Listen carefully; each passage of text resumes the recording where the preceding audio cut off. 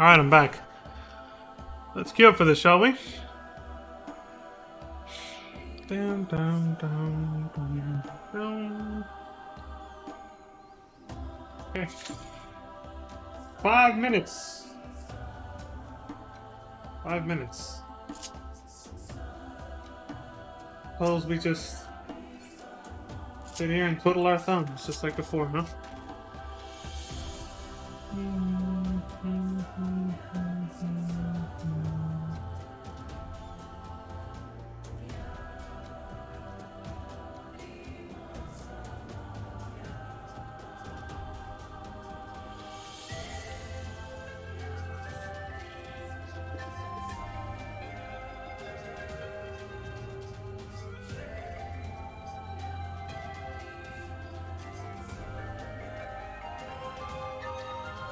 Might as well get some of my notes for later open.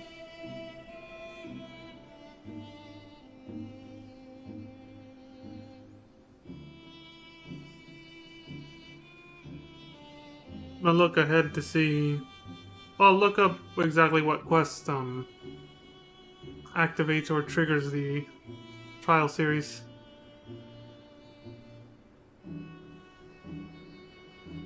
.2 MSQ, huh? So we gotta do a good chunk before we can actually unlock the Trials series. Holy shit.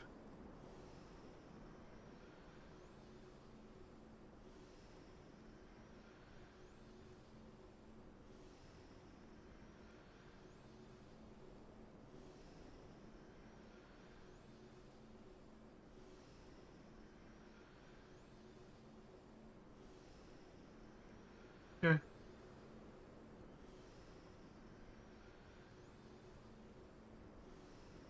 Cool. Alright. Looks good. So we probably won't even get to it today then.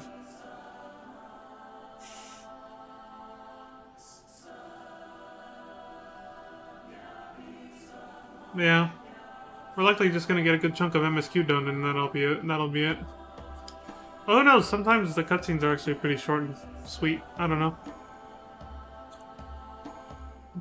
But since, you know, 4.1, like, the patch content, as I like to call it, the post-game patch content, whether it's MSQ or side content, usually is pretty padded. Oh, there we go. It's usually pretty padded, so it's probably gonna take a while, yeah. Before, whoa! Be careful how I pick up my controller. Yeah, it's usually pretty padded out, so I don't think we'll actually get there, but who knows? At least we'll probably get far enough to start it at the end of the stream. Alright. Let's see what happens.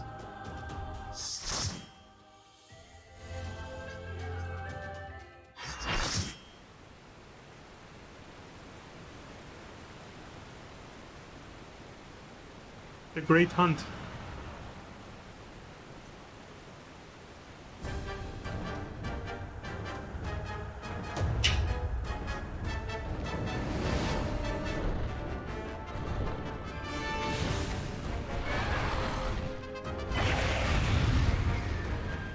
Wonka S.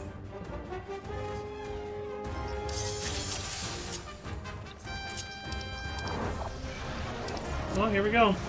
10 Mega Potions, that's all we get. Mega Potions can be used to restore your HP. Their use is limited, however, if they use them sparingly, right?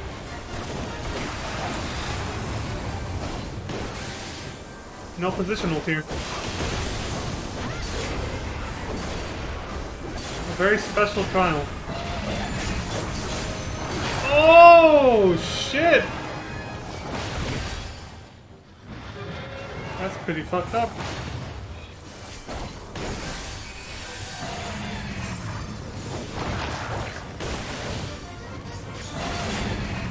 Step sheep.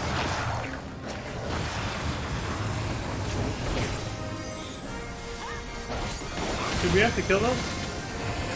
I'm guessing we might have to.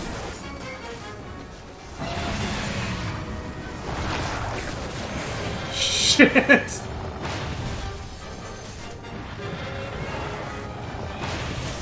Oh my god. He's tossing me around like a fucking ragdoll.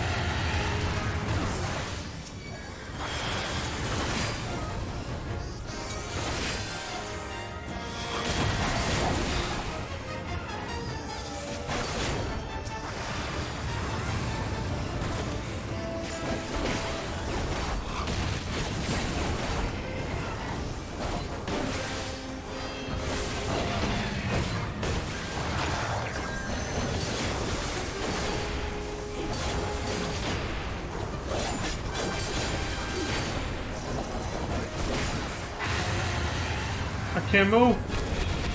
Oh, shit. This Garlessa ain't taking his shit. What is this? Oh, shit! Leon's just stabbing the shit out of him with a knife. You can't even see the animation that well. My god. Oh god, this is very awkward. They're dead. Not the best positioning for this dead body, but they didn't even know. I've been killed by that mechanic even after I knew what it did, because I forget, but this time I remembered. I think the reason I remembered was because I was trying to... Maybe like a month ago, I was trying to... Wait, did he poison me? I got poison! Son of a bitch! The local wildlife have come to defend their territory. The wyvern's presence grows overbearing, inhibiting your ability to heal. So I gotta start using mega potions. Got it. Oh my god.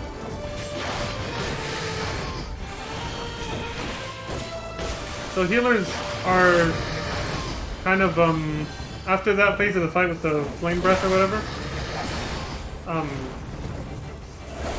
the healers in your party become DPS at that point because their healing just does like shit for you.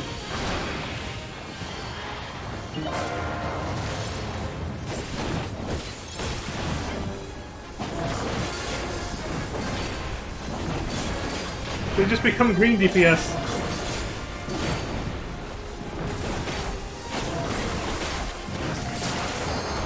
Cut off his fucking tail.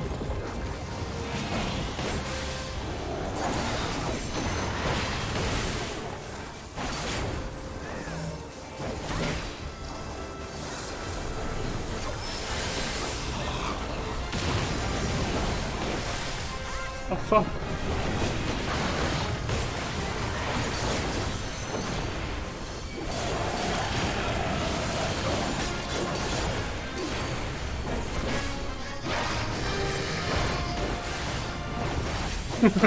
This is good. This is a fun fight. It's so hectic. Because of him knocking you around, you know?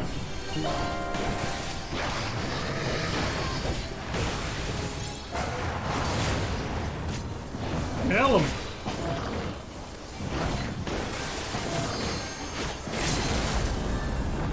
Murder his ass. Smoke him. Send him straight to fucking Broadway. There we go. That samurai was like... Well, several slices, but...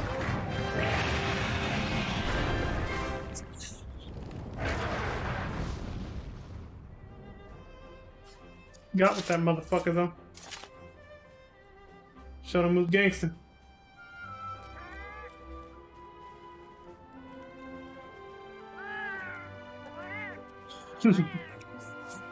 That's cute.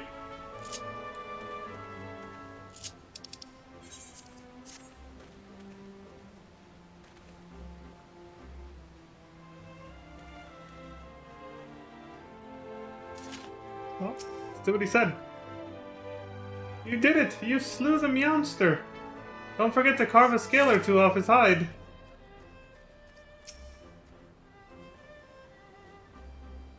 I'm guessing this is Monster Hunter music we're listening to. Oh, hey, Crimson!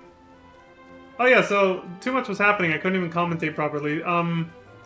Yeah, I tried to test like a month ago, maybe, in in anticipation of this stream, obviously. If I could solo this, you can't. Well, at least not as a gunbreaker, anyway. I didn't even come close to killing the Garulessa or whatever it was that tackled Rathalos, and you have to kill it so that you can use its body as cover when it shoots fire all over everyone. As you saw, our 3 or 4 party members who were not standing behind it got fucking roasted. But even before then, when I first did this fight a couple times, I got roasted because I kept forgetting to stand behind the stupid body. Barely solo as 90? What job class? Because I couldn't do it as a gunbreaker. I didn't even come close. You did too much damage for me to survive as a DPS. And as a gunbreaker, I couldn't do enough DPS to kill the stupid elephant, like I just said.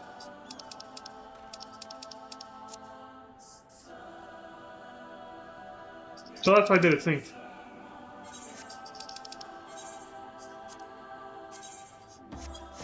Yeah, I did. I have max gear and everything, yep. Couldn't do it.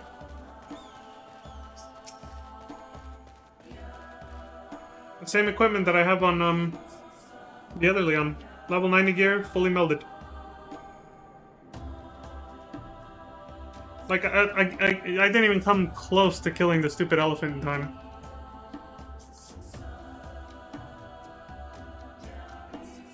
Oh, wow, alright. Crimson Arrival has been banned. No. A skill issue.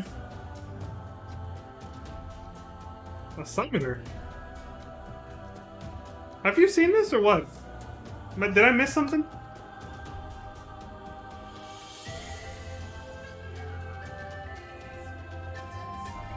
But yeah, but have you actually seen it done? Because this is all conjecture so far.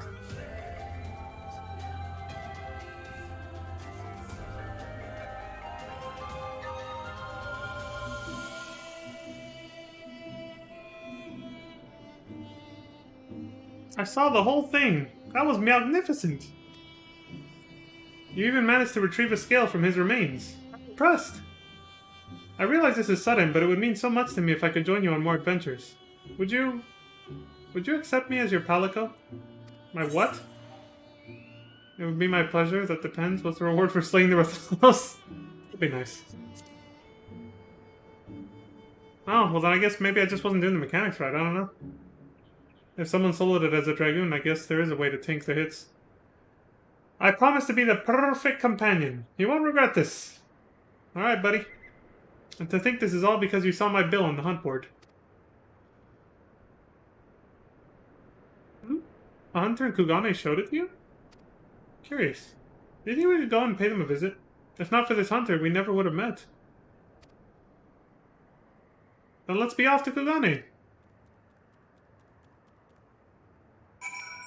I'll have to give that another shot then.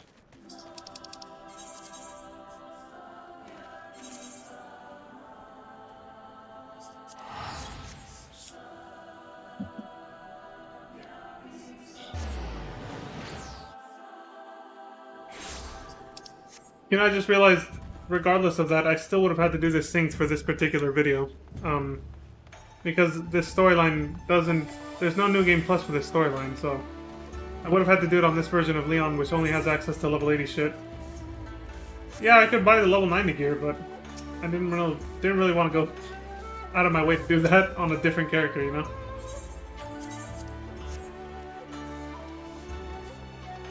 I was doomed to do it synced to begin with.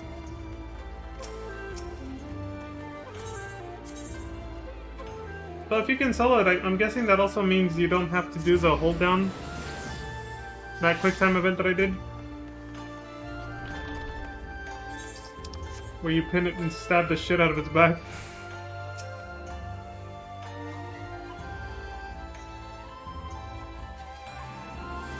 Wait, what? Nothing like a few hundred squats to limber up before smithing. This guy didn't even leave. That's usually skipped. As long as you kill the big guy fast, you'll be fine. Oh my god, that was probably my mistake. I kept trying to do that and kill the big guy at the same time. I thought you had to do it.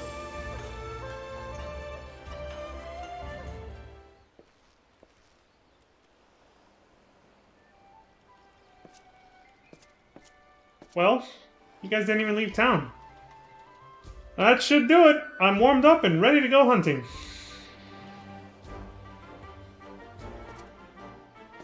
Ah, Leon. I thought you'd already left.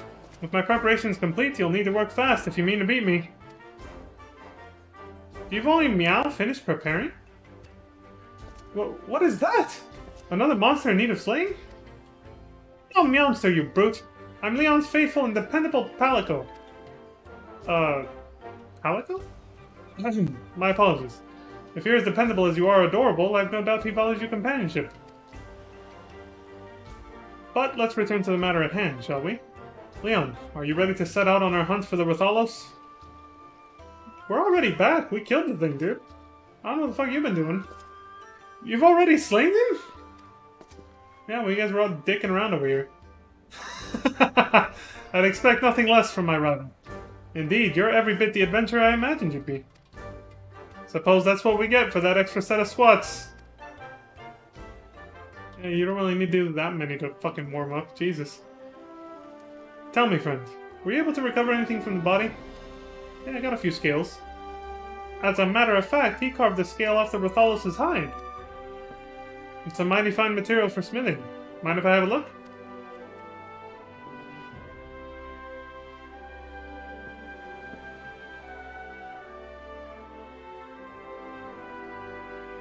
Aye, this is a wyvern's scale, alright. Light as a feather and tougher than steel. There's still a touch of heat to it, too. If you'd like, I'd be more than willing to fasten you some armor with it. I'll need more than a single scale, of course. You'll find no better mail than that forged with Rathalos scales. What do you say? Oh, Leon, I can't thank you enough for your help in slaying that Rathalos. If you plan to go hunting again, don't hesitate to call. We'll show those meowsters what for. Yeah. You with your little shovels shouting on the sidelines and cheering me on, I guess, and then me doing the actual work. Yeah. Palico. Very punny.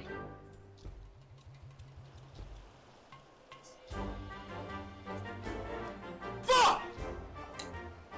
Indoor and outdoor barbecue spit. Just what you need to cook meat. A must-have item for an angry hunter. Of monsters. A monster hunter, you might even say. Fuck! They're killing me with these puns. You're killing me, Smalls. You're killing me. You can now trade Rathalos scales to the smithy in exchange for various goods. Rathalos scales can be obtained by defeating the Rathalos in the Great Hunt. No shit. The new king on the block. There we go.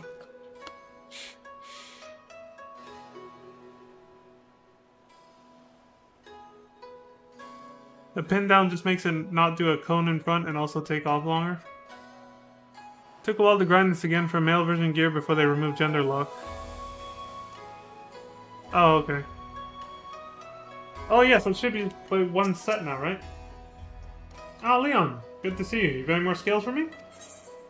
Oh, they still have... Well, it's because they're designed differently. But now both genders can actually wear it. Yeah, either one, basically. So I can actually try it on for... Well, yeah, let's try it on. See what it looks like. Excuse me. Save delete outfit. Okay, let's see what the male one looks like first. Mm-hmm. Mm-hmm. Mm-hmm. Oh, very regal.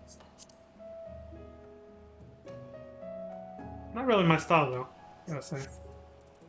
You can buy another barbecue spit. Music rolls. 10 scales for music? 10 each? Really? Oh. Do the augmented ones look different, or is it the same shit? It's the same shit, just dyeable, isn't it? Yeah, it is. I don't know why they started with this trend of making it so you have to get the better version so you can actually dye it. Because getting the better version requires doing the extreme version of the fight. That's what that other quest is right there. Rathalos whistle. The resonant tone of this whistle carries far enough to summon your Rathalos from his distant homeland. Yeah, you can get Rathalos as a mount. 50 fucking scales. Spooky.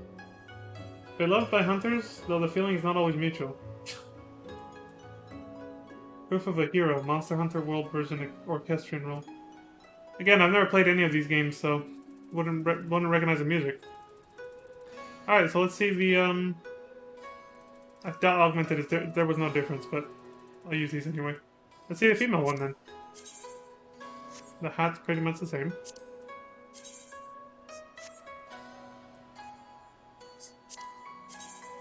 No long overcoat so far. Makes sense. I was expecting that. I was like, yeah, there's gonna be a thigh window of some kind. There is always that for like 90% of female armor. Yeah. Alright, cool. I gotta say, they got kind of... I don't know. Like, aside from showing thighs, it's like, what else did that outfit have going for it? Like, I felt like they put more... Like, they made the male one look a little bit more regal, you know? With the coat and the little wings on it. You know, I feel like the female one got kind of skimped. Like they were just kind of like, eh, whatever. Like it doesn't look that special, you know? It doesn't have the same flair, is what that's the word I'm looking for. It doesn't have the same flair. It's just like, oh, you can see her thighs, you know? Game's cougar bait, so. The newer king on the block. Judging by the hunter's jovial expression, the hunt is still on. The great hunter returns. He did well taking on that Rathalos. Though I must ask, was the battle grueling? Did the mountains sing with the sound of claws clashing with steel? I've had tougher battles. Wasn't that bad. Ah, but of course. Perhaps battle with a high-ranking Rathalos would have put a bit of sweat on your brow. What do you mean? Piqued your curiosity, have I? Well, I can only tell you what I've heard. They say there's a stronger brood of Rathalos that would make short work of your average hunter. Mayhap that kitten friend of yours knows something of it. He was, after all, the one who originally posted a bill for the beast. No need to worry over it now, though. I'd say you've earned a rest after your recent exertions in the Azim Steppe. When you're up for another hunt, I'll be here, ready and waiting. Quest accepted.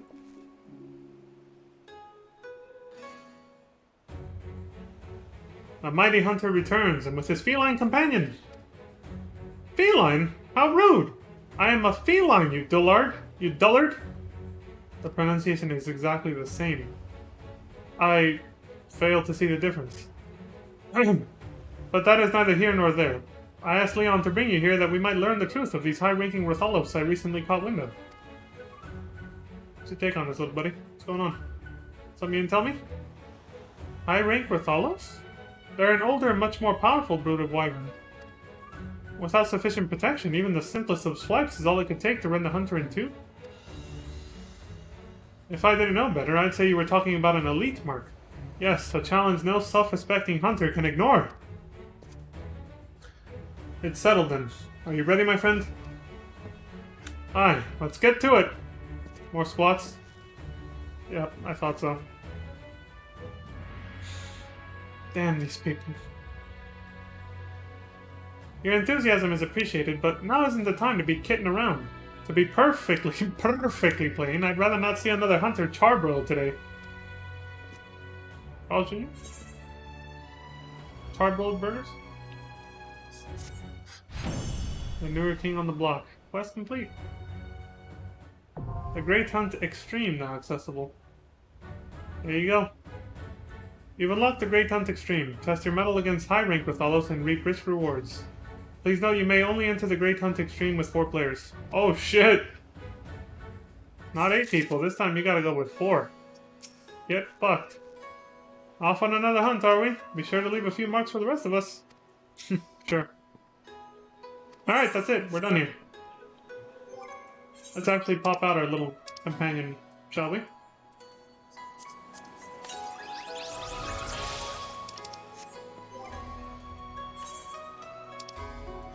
Alico. Hailing from a land so distant it does not appear on any map, this cat-like hunter has traveled to far eastern Othard in pursuit of his quarry, the fire-breathing Rathalos. How he came to fight by your side is a story better told over a roast leg of wyvern.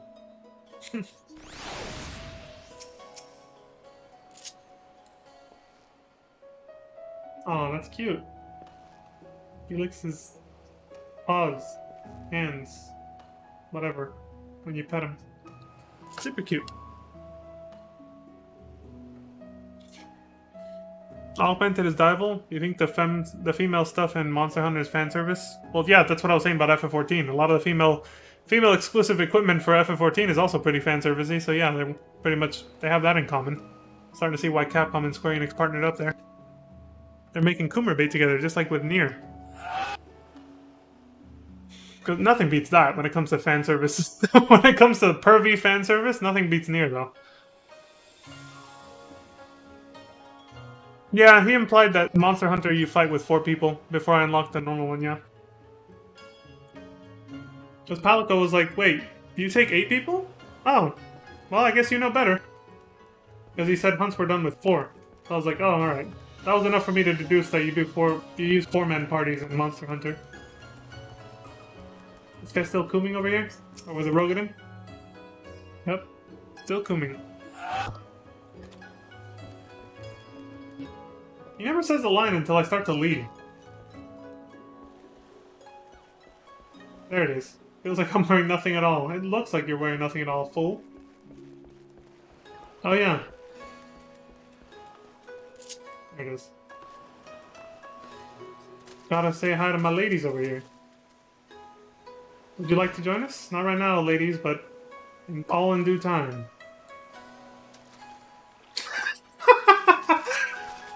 Dude, I can't even take it seriously. It's a little...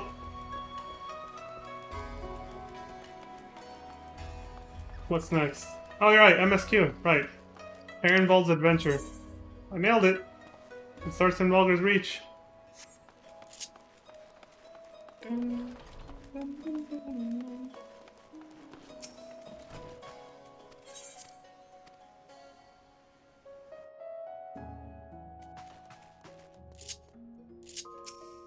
Get the hell out of here.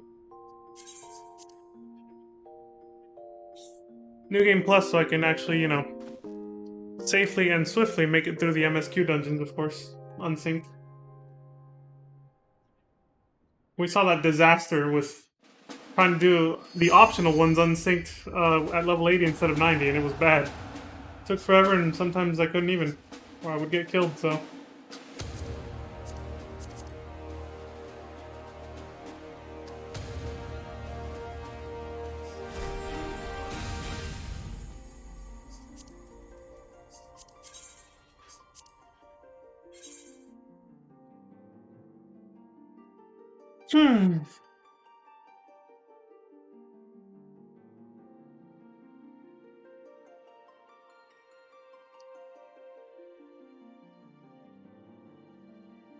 Whew. Oh,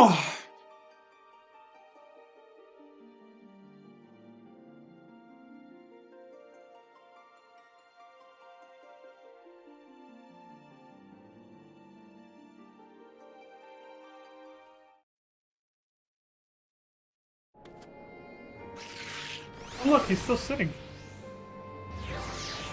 You know, I kind of prefer Alpha as a minion. Palicle's alright, but he's not as cute as Alpha. I mean, especially with this run. Look at that. Look at that cute run. With his little wings out. That's too adorable. I gotta stick with him. For now, anyway. Right, you can't fly here. God damn it.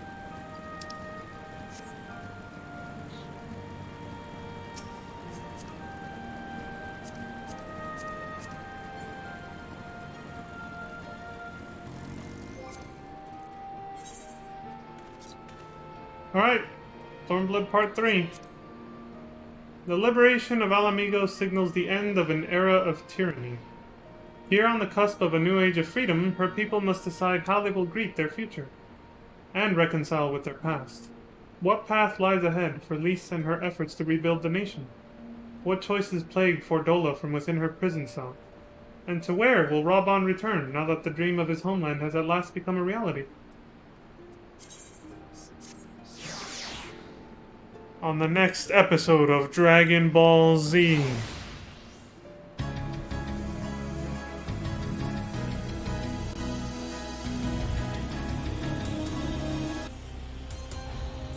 There we go, that works better.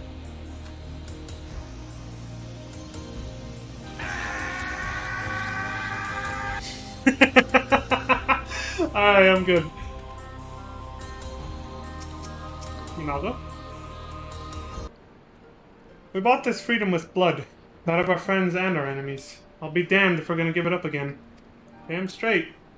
What's up, Lys? Ehrenwald's Adventure. Lys seems troubled.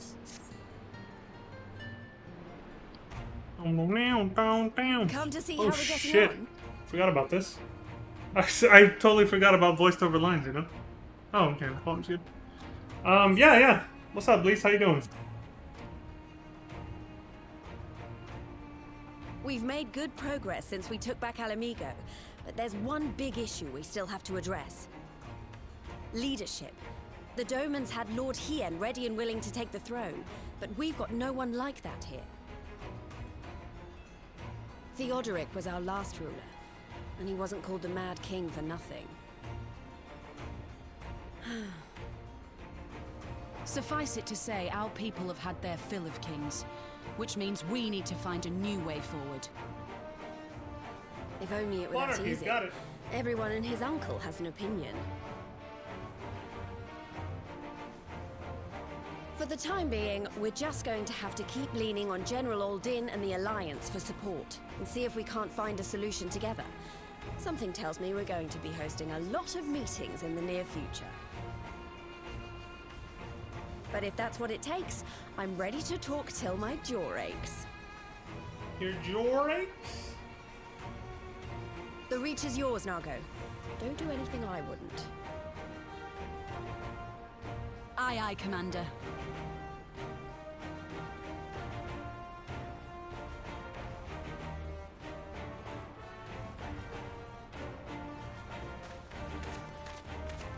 Ah, there you are. I've been searching all over for you. But don't worry, it's nothing bad.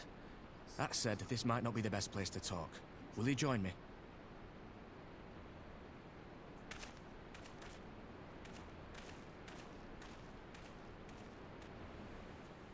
Okay.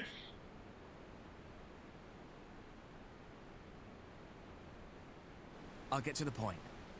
Might you be interested in a spot of adventure? What am I After not? all, we were adventurers before we were scions, were we not? Exactly.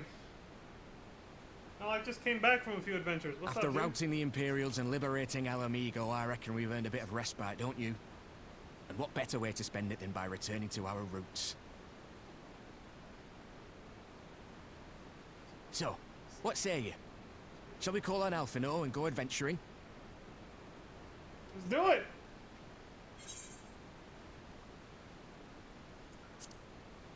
Sarcastically, twist my arm, why don't you?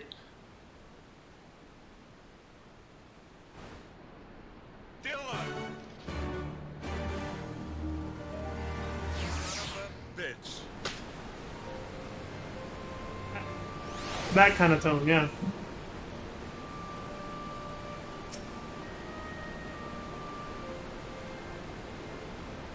Right then, let's go and find Master Levier. Actually, leave that to me. I want you fresh for a little adventure. Wait for us by the Aetheryte and we'll be along shortly. See you there. Okay. Hopefully this is some fun filler. Since that's what it sounds like it's gonna be.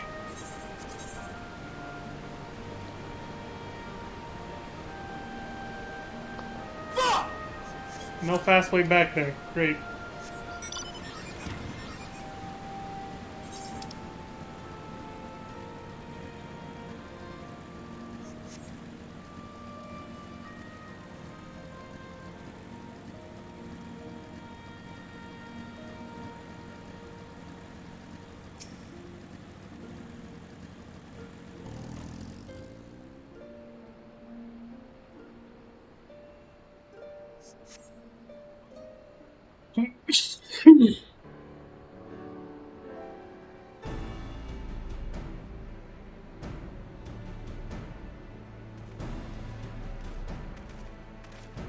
On my board. It's been a while. Greetings, Leon. It would seem we are to accompany Ehrenwald on some manner of escapade. Have you any idea what we've gotten ourselves into? Not really. Allow me to explain. It'll be something of a history lesson, but I'll try to be brief. No snoring, if you please. Alright. Now, the events I would speak of occurred before the occupation, back when Alamigo was still a monarchy and Theodoric sat the throne. A uniquely brutal despot by all accounts. That he was. The King of Ruin suffered no rivals, real or imagined, and his dispute with the monks of the Fist ended with Rhalgr's reach being burned to the ground. In the latter years of his rule, he was seized by the unshakable belief that unseen forces were conspiring to steal his crown. And so he ordered that every soul with a claim to the throne be executed, including his own family. The wealth of the poor sods he put to death became the property of the king, and it's said that these royal treasures were hoarded somewhere in the palace. Thus was born the legend of the Mad King's Trove. Yeah, that's what happens when you become a powerful king who's pissed off a lot of people, and you know you've pissed off a lot of people, and you become power hungry and everything, you start to go insane and paranoid and insanely paranoid at the same time. Stalin. Yeah. Not the only one, of course, but that's the only example that comes to my mind right now. Ah, I believe I see the direction our adventure is to take. I assume you have a mind to unearth this hidden bounty? You assume correctly. Would I also be correct in assuming that this legend is widely known? Others must surely have gone in search of your prize, tempting as it seems. Well, of course we won't be the first to make the attempt. Following Alamigo's liberation, more than a few eager soldiers turned the palace upside down in hopes of claiming an easy fortune. But even after scouring every room from dawn till dusk, they uncovered not a single coin. Their gold lust drained away as quickly as it had come, and the legend of the Mad King's trove remains simply that, a legend. But I see you have no intention of letting the story end there. What self-respecting adventurer would? Imagine, the three of us, delving into a decades-old mystery. Tell me the thought doesn't set your heart to racing. Alright. I like his attitude. Yeah, you can count me in, man. I'm down. I'm always down. You have learned the emote box. This is how you learn it. I forgot this is where you get it. If anyone can find that treasure, it's us. But even if we don't, the adventure will be rewarded, I reckon. Yeah. Been a while since we've gotten to a little, not really for me. I just went on, like I said, I just went on 2 adventures. Omega and Iblis. But for him, I guess. Where the hell is it? Is it over here? Box. You spar with Ehrenwald. To anybody who can't see Ehrenwald, it just says well, what does it say?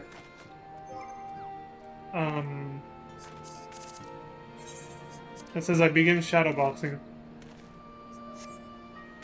Yeah. The darkness below. The news of Doma and Alamigo's liberation has kindled the flames of revolution in every corner of the Empire. I hear the imperial province of Dalmasca has already risen up in rebellion. Wink wink. Which means the Garleans must surely have their hands full. What better time than now to indulge in such a diversion? Tell us, Ehrenwald, have we any clues as to where we might begin our search? Well, judging by how the other treasure hunters fared, nosing about the palace isn't like to get us anywhere, so we'll probably need to, ask around. Would that be another way of saying no? Well, yes. I see. In that case, I shall pay a visit to the Allied archivists and request access to the records seized from the Imperials. The Garleans are meticulous about such things. If they uncovered the trove during their occupation, the event is certain to have been recorded. In the meantime, the 2 of you can track down those who worked as palace servants and officials in Theodoric's day. Given that they would have been at least 20 at the time, you will be looking for people who have seen 40 summers or more. Anything they could tell you about the king and his bloody deeds may prove useful, so be sure to listen well. Ehrenwald, pray try your luck in the fringes and the peaks, whilst Leon makes the rounds in the Alamigan quarter. He gave me the easy spot. Ha! And there I was thinking I was the party leader. But I mind, of course. Let's be about it, eh? We can meet afterwards at Gilbard's Gate. Right on. We each have our assignments.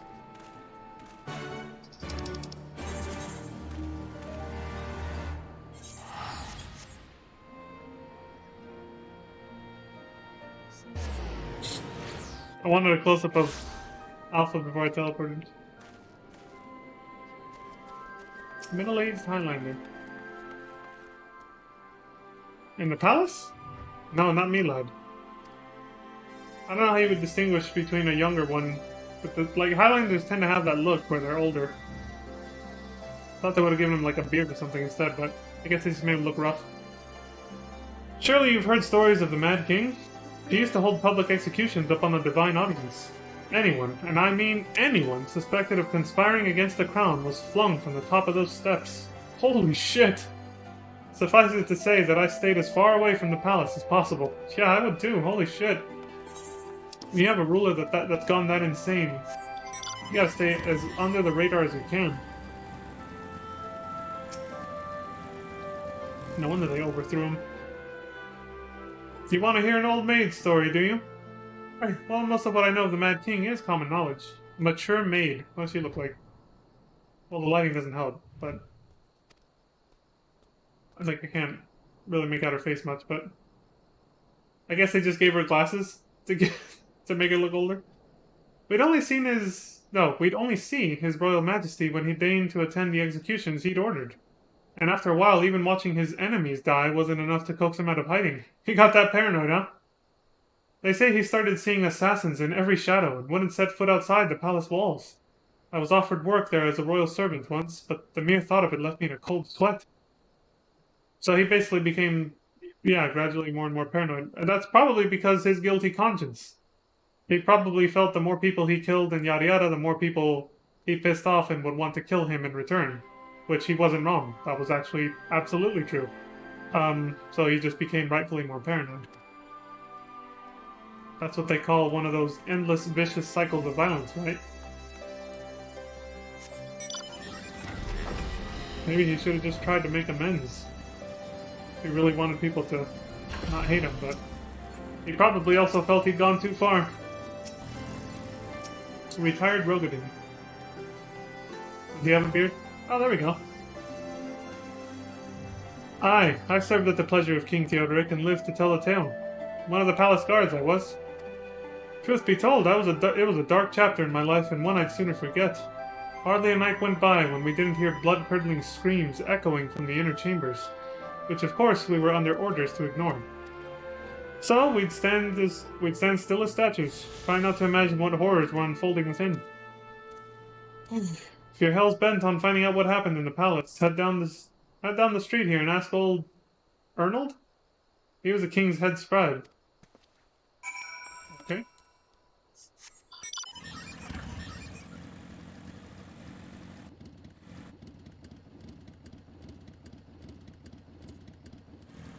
Are we not men? Do we not bleed? Do we not deserve to be free? Hell yeah, I mean, no. I mean... Yes, I am Arnold. What do you want with me?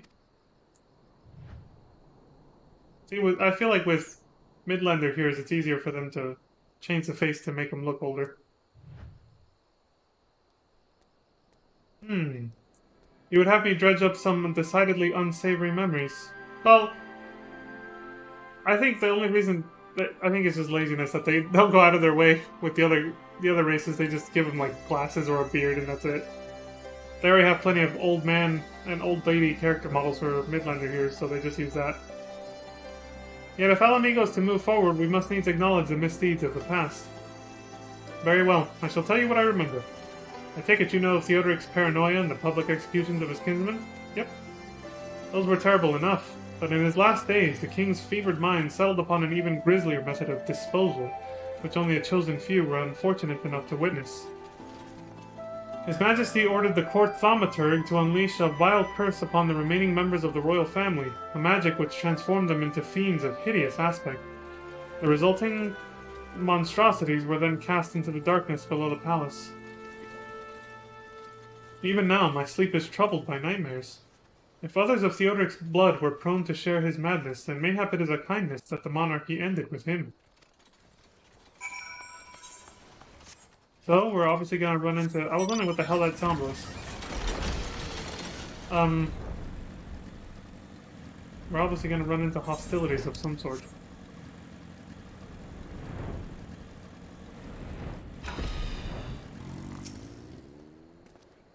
Hey, excellent timing as ever. We have but this moment returned from our own intelligence-gathering efforts. Oh good, all of us. What's good, guys? Since we're all here, why don't we share what we've learned? Allow me to begin then. As promised, I scoured the Imperial records for any mention of fantastic treasures, and found precisely none. It is just possible, I suppose, that a corrupt official deliberately hid the fact of the trove's discovery, hoping to enrich himself. But I find it rather unlikely that so valuable a find would stay secret for so long, or for long. I conclude that our prize either does not exist, or that the Imperials somehow overlooked it.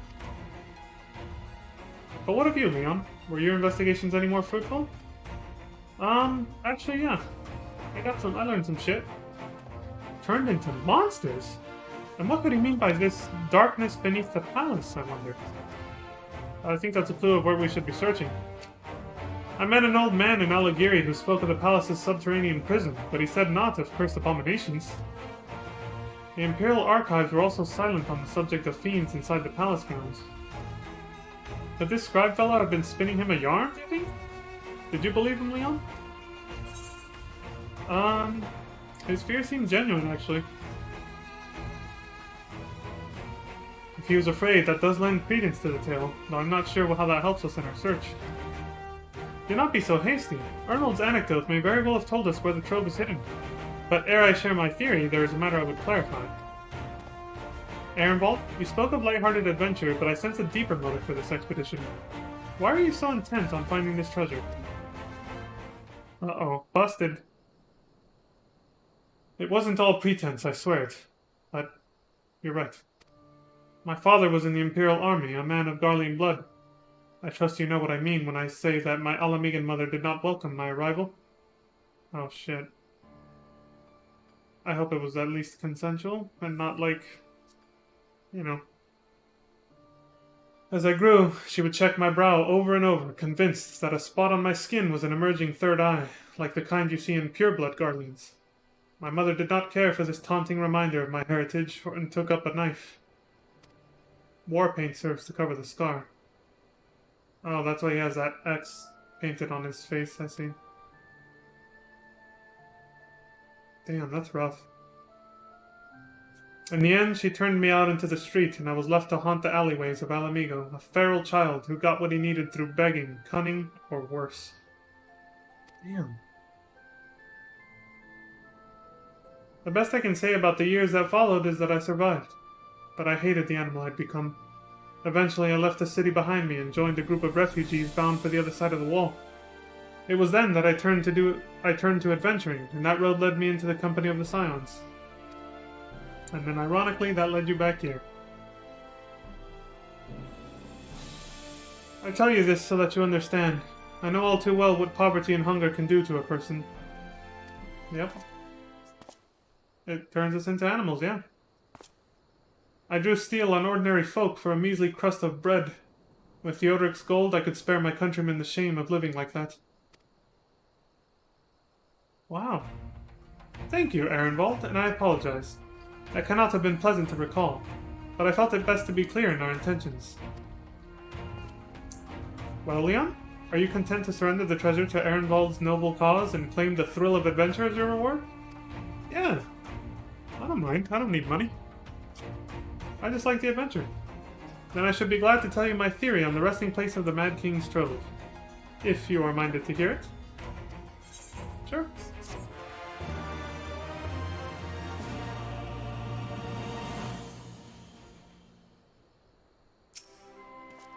Well, up with it. What's this theory of yours? Yeah, Alfie, know what's going on. Don't keep us waiting. The Mad King's Trove. Actually, mayhap it would be better if we first adjourn to a more suitable location. In case a rival treasure hunter overhears our plans, you mean? Good thinking. That was not exactly the reason, but it's certainly a valid concern. Let us reconvene on the southern edge of Loch Sel. Alright.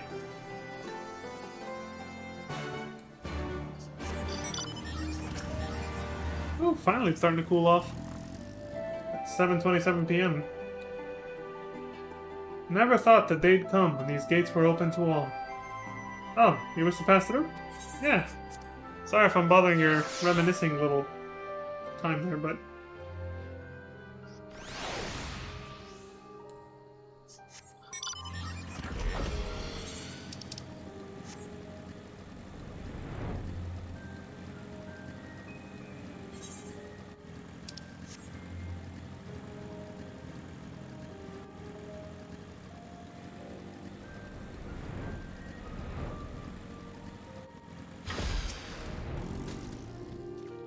Come now, Alfie, don't leave us in suspense. Let's hear this theory of yours. Yeah, out with it, Alfie. What's up? Forgive me. It was not my intention to draw out proceedings. I simply wish to have the lock in sight while I explain things. Fair enough. Prior to the great flood of the Sixth Umbral Calamity, the salt lakes you see before you were yet dry ravines. And this, believe it or not, was the site of the ancient city of Scala, which rose and fell during the Fifth Astral Era. Oh wow. From what we know of the period, the city was already deserted by the time the waters began to rise, having been all but destroyed by war. Yet its ruins remain to this day at the bottom of Loch Seld. It is my belief that the darkness beneath the palace, mentioned by Theodoric's former scribe, was not a reference to the prison, but to a place still further below, the ruins of Scala. I further surmise that the Mad King's unfortunate kinsmen were cast down there not simply out of a desire to punish them, but to discourage exploration. Theodoric wanted to keep the ruins secure. Excuse me. Wait. And again, you're saying they were meant to guard the Mad King's trove? Precisely. And since we know the court dormitory was involved, we can safely assume that any entrance into the old city will have been magically concealed. Very good deductions. Which would explain how a legion of Imperial soldiers and the gods know how many Alamegans never found a trace of the trove. We, however, have certain advantages which they did not enjoy. Leon, would you be so good as to swim down to the bottom of the loch and search for an underwater route into the ruins? While you do that, Ehrenwald and I will seek out an ensorcelled portal within the palace. Sure. You guys will look for that way in? I'll go in the best way I know how, because I can. Thanks to being able to breathe infinitely underwater, thanks to the Kojin. Courtesy of the Kojin. Into the salt water we go. I don't actually know if it's salt water or not, but I doubt it. I would sink like a rock no matter what I did, right?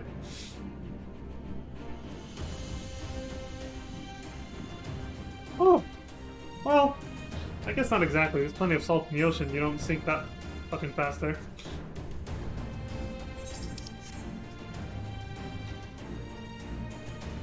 Yep. Underwater ruins of a castle and a palace. This is the place. Fucking love the music here. Look at these snowflakes.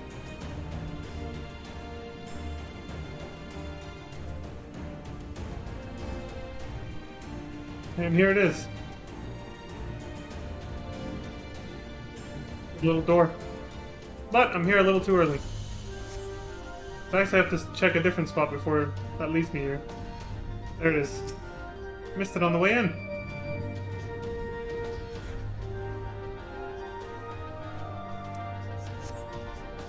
You discover a passage that appears to lead under the palace foundations. Press on and find out where it goes. God, this music is awesome. Fucking love the music here. This stone door.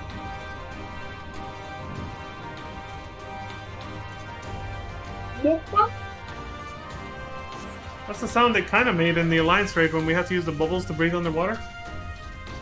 It's like a little ripoff of the Sonic sound effect. You come to a worn stone door standing temptingly ajar. It would appear you have found an entrance into the subterranean ruins.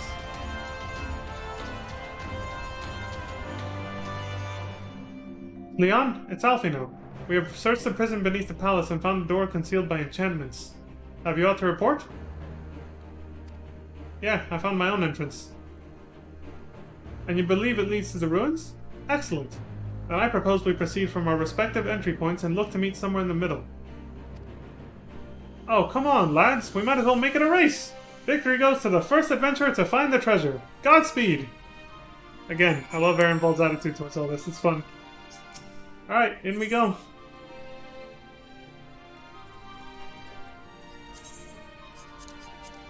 The drowned city of Scala.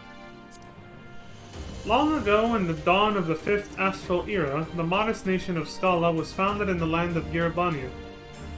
Over the span of several centuries, its people constructed a grand city of stone at the bottom of a steep-walled ravine, but even this natural defense could not protect Scala from destruction during a terrible age of war. When the great flood of the Sixth Umbral Calamity later swept across the realm, the hollow ruins of the city were lost to sight, its remnants submerged beneath a raging sea. Haunting the depths of what is now locked cell, Scala's silent walls lure adventurers into the salt-laden waters with the promise of mysteries unsolved and treasures unclaimed. And I accept this invitation.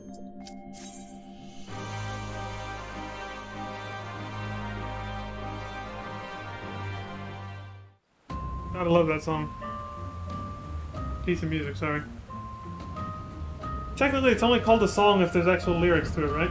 Vocals, to be precise. So what should I call it? A melody? Musical piece? Be all refined about it?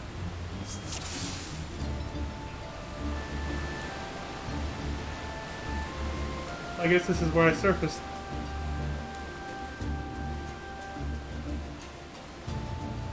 Prettier.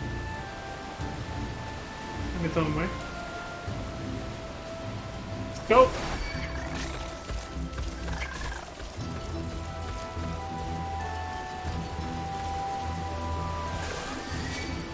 And so you guys come over here too. Oh!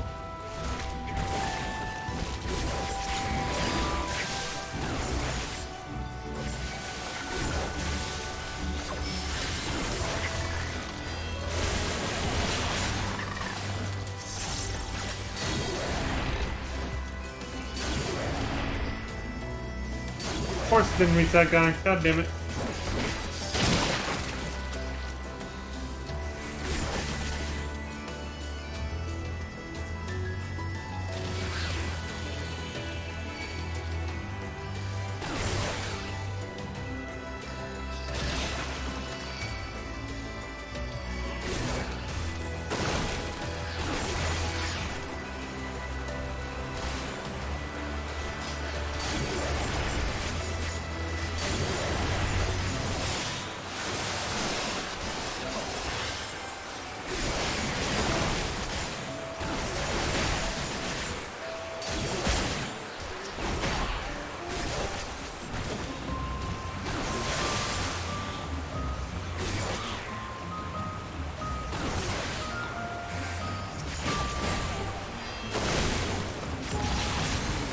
Full.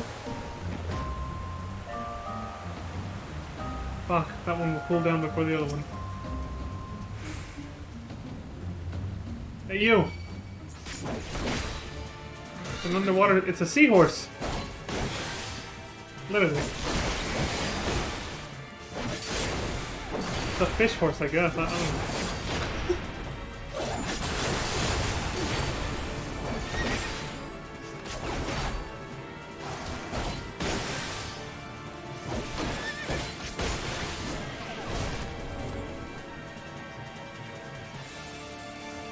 Tiger fish. What the hell is he gonna do?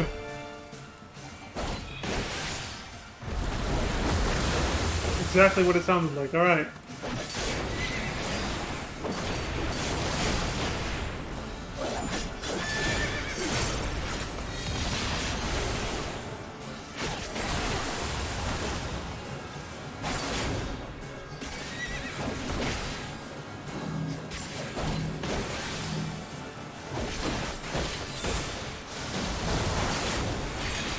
Forgot I had that.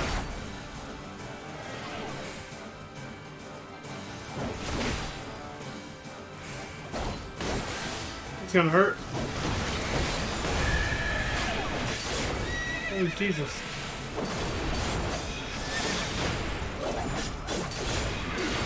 There. Quick. Alright. More, what's it called? Company seals.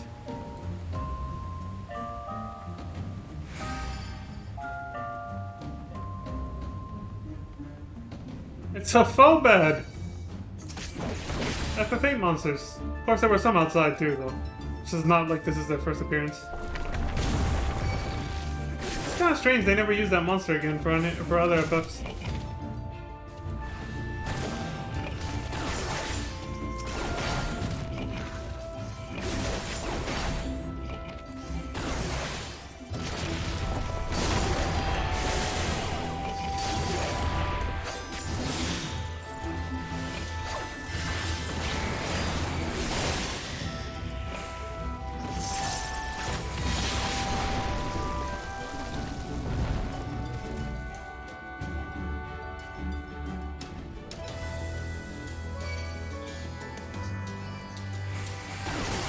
Good thing they have gigantic hitboxes.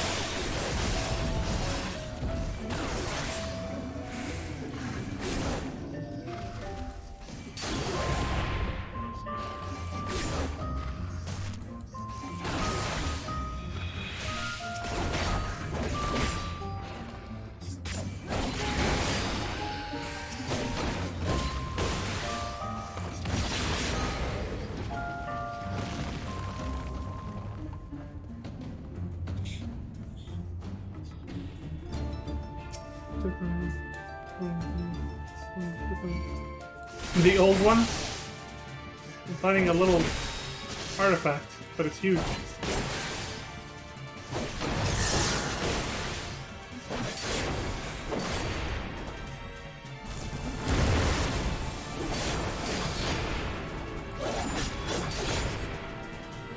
What? Shit.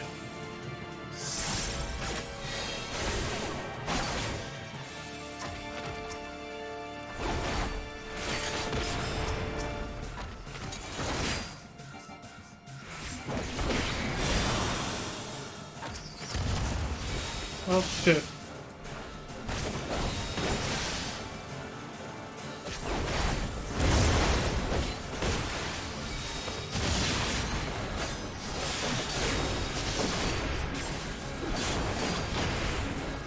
Damn! I was trying to get the last one in there, but I couldn't. Oh, I see. It plants a bomb for it to explode on them. I got it.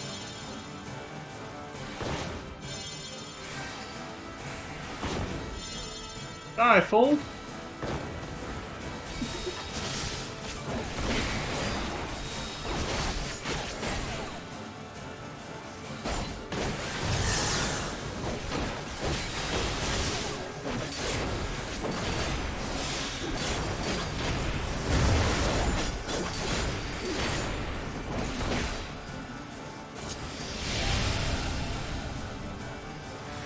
Oh god, that's a lot more.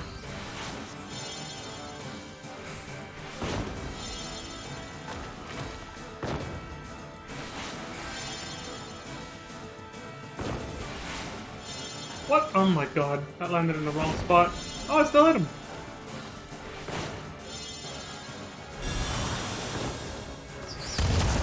Ow. Too many to do alone.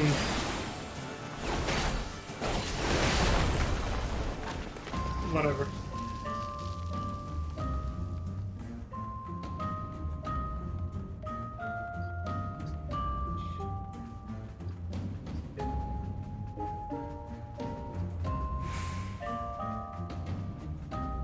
I don't need that, actually.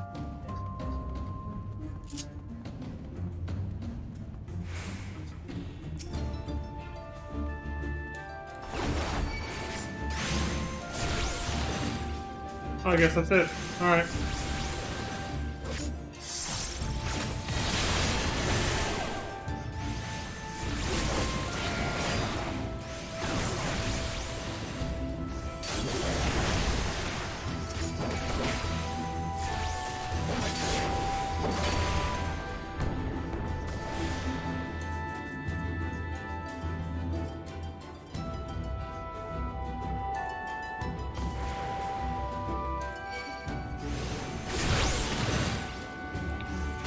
Turn into a fucking monster just across.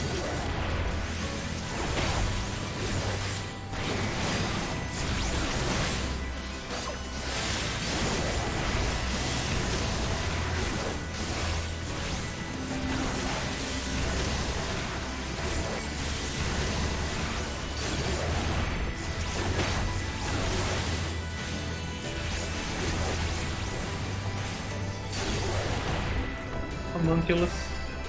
Yeah, so these are former humans that were transformed into monsters. Like this. Transfigured.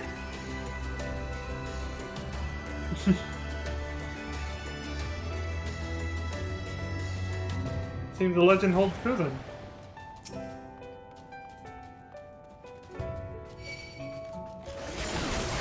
A rotting royal. There we go. Fucking zombies. Theodoric's old skin.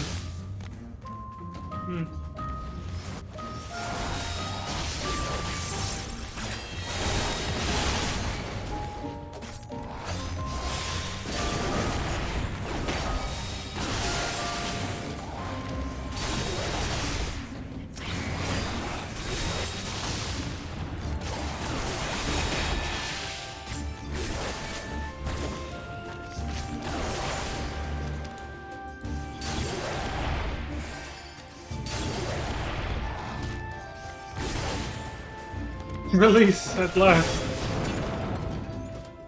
They're happy to finally know death. Well, no peace at the hands of death. Yeah, imagine being a rotting fucking corpse. Still conscious, but unable to control yourself for like thousands of years or so. Well, actually no, hold on. This was not that long ago, but still.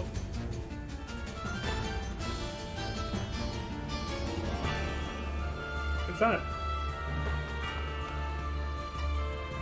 Pretty. Yeah, there's a lot of loot here. I think we hit the jackpot, folks. Alamigo's never gonna go hungry again with all this loot. Holy shit. Gotta get this fucker to let go of it. Broderick Poison Tongue. Alright, asshole. This loot is for the people. I'll be taking it from you. Let's go. Ah! Kill! Kill you all! Okay.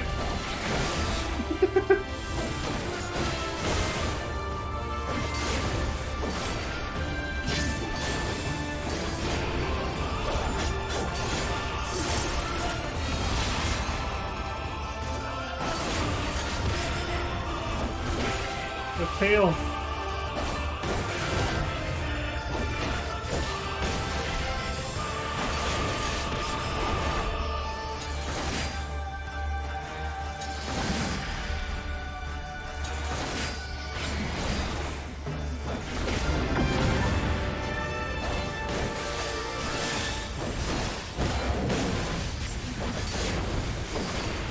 Death. Death comes for you.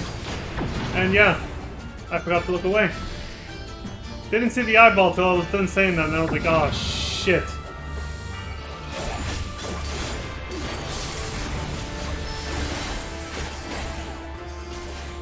Now what the hell's he doing?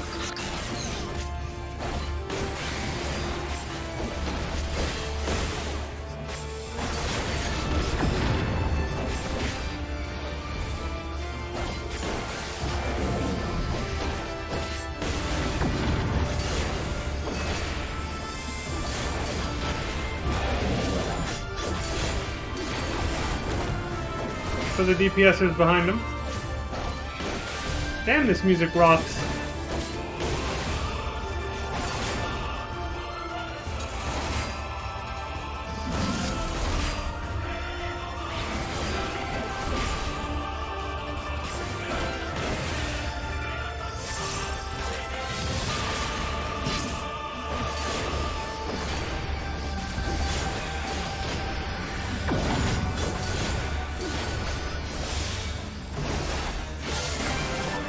Full.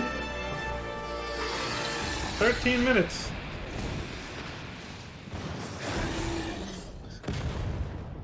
And without having to sit in queue. Oof. Rest in peace, friend.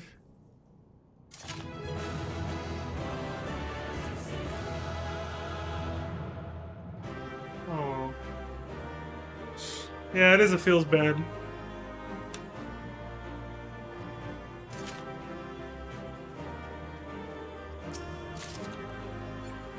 But here, this salt and pepper seal will make it feel better.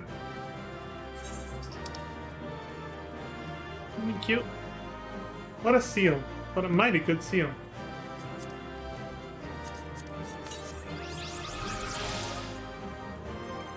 It feels bad because, you know, all the innocent victims of the Mad King. We basically had to put them all to rest just now. None can say how the seal pup came to be at Loxo, but the person who first saw it took to calling it salt for the briny water. Then someone else came along and added pepper, because why not? The rest, as they say, is history. Cute. Get the hell out of here.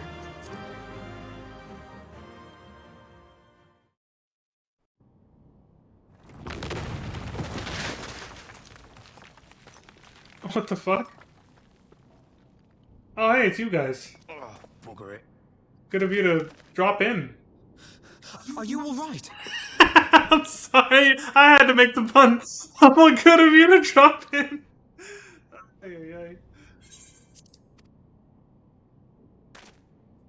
Aye.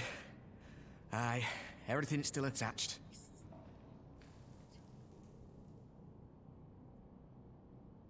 Ah, it seems both our paths led here. Very good. Yeah. You guys should. We spent altogether too much time fleeing fiends horrid and numerous. How fared you? I was busy killing them. You guys gotten any here any sooner? You guys could have helped me with that fight just now.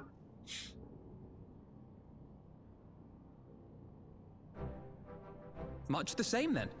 'Twould appear this place is yet inhabited by King Theodoric's kin, or what is left of them. The work of terrible magics, I fear. Terrible, aye. But their misfortune is our fortune? Quite. By the 12, there is even more than I imagined. Alfino has dollar signs in his eyes right now.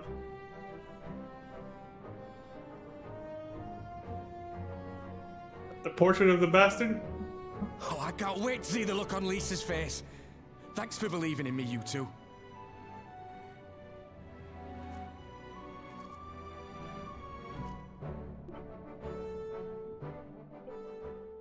Ain't going hungry no more, that's for sure.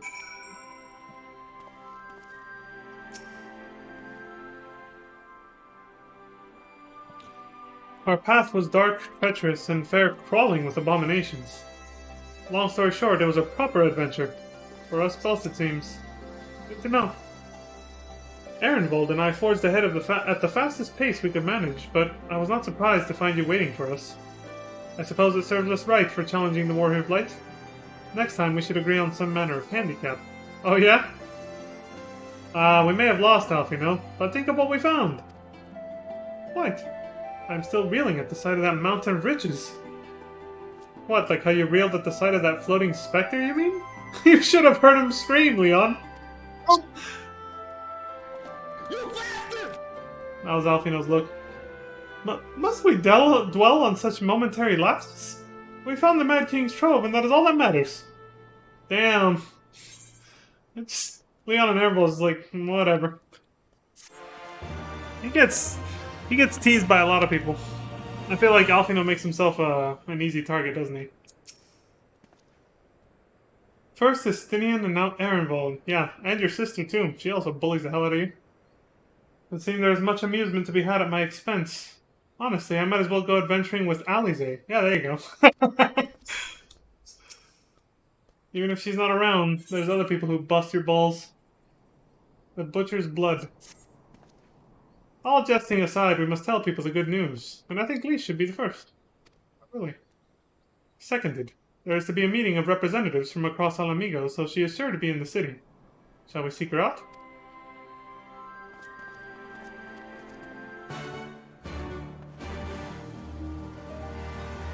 Alright then.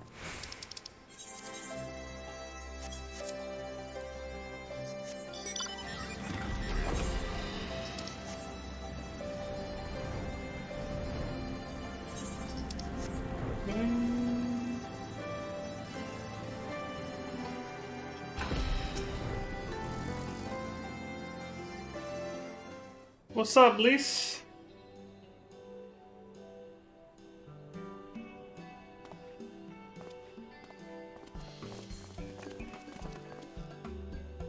Oh? You three look pleased with yourselves. What have you been up to? That's what we're here to tell you. I'm glad you asked, Lise, and I'm pretty sure you're gonna like the answer. We're rich! Oh, Alamigo's rich.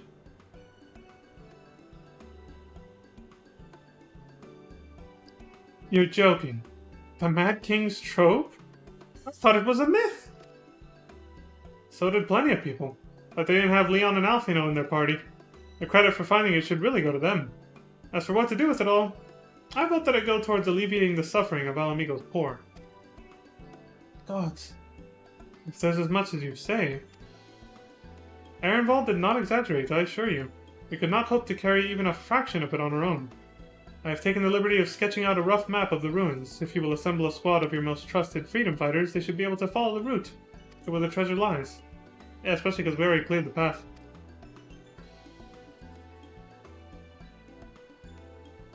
Understood. I'll make sure every coin is accounted for, and that goes for the spending of it as well. Please do so, yeah. Thank you. Oh, there is one other thing. When the time comes to drop a plan for distributing the spoils, I would ask that you consult Alfie. I don't have a head for details. I'm not educated. I see that simply handing out sacks of gil won't solve everything, but I couldn't rightly tell you what to do instead. Oh, I know the feeling. I'd welcome any advice you could give us, Alfino. Of course. I shall be at your disposal. The best way to distribute it, to set up a good infrastructure for people to, get back on their feet. Commander, we've got a problem. Deep breaths. Tell me, what's happened? A mob's gathered outside headquarters and they've started making demands. You best come and see for yourself. What the hell?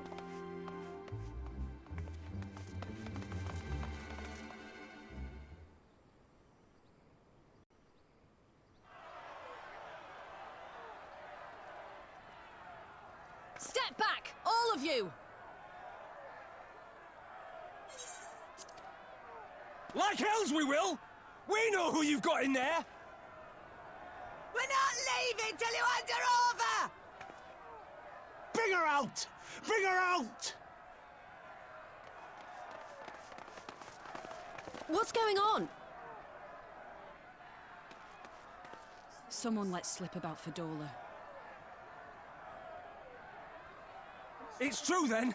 The bitch really is in there! I knew it! I bloody knew it! Capital D : he said bitch. We demand vengeance! Bring her out! Today we butcher the butcher! Shit. Come on, you don't mean that! We'd be no better than the Imperials if you'd all just calm down! Calm down! That monster and her thrice damned skulls dragged my man from our home and beat him to death in the street! Holy shit. Aye! And my dad! That bitch has spilt enough blood to fill a lock! Capital D : again. We all know her crimes. She's a traitor and a murderer. How many of your resistance friends have died at her hands, eh? And here you are, protecting her! So that's what all the fuss is about. Shit. The big man's here to bring order. Gonna bring the hammer down. Hearken to me, brothers and sisters of Alamigo. Hey, who's this? That's the Bull of Alamigo. My friends, you are not alone in your anger, your grief, your despair, for it is mine as well. That gnawing pain in your breast, it is enough to bring an old bull to his knees. But I ask you, brothers and sisters, to think not only of the family and friends who were cut down before your very eyes, but to think also of the ones who were abducted, the ones who may yet live. Where were they taken? What became of them? These questions demand answers. I share your thirst for justice, for vengeance. But we will gain only fleeting satisfaction if we give in to our base appetites. We will never know the truth. Now is the time that we, the people of Alamigo, must decide what manner of nation we will build for ourselves, and for generations yet unborn. When they look to our example, will they see a people who held fast to their principles, or one who cast them aside when tried? I say to you, it is our responsibility to give these prisoners a fair trial, that they might answer to all of Alamigo. The Garleans called us savages, and I'll be damned if we prove them right.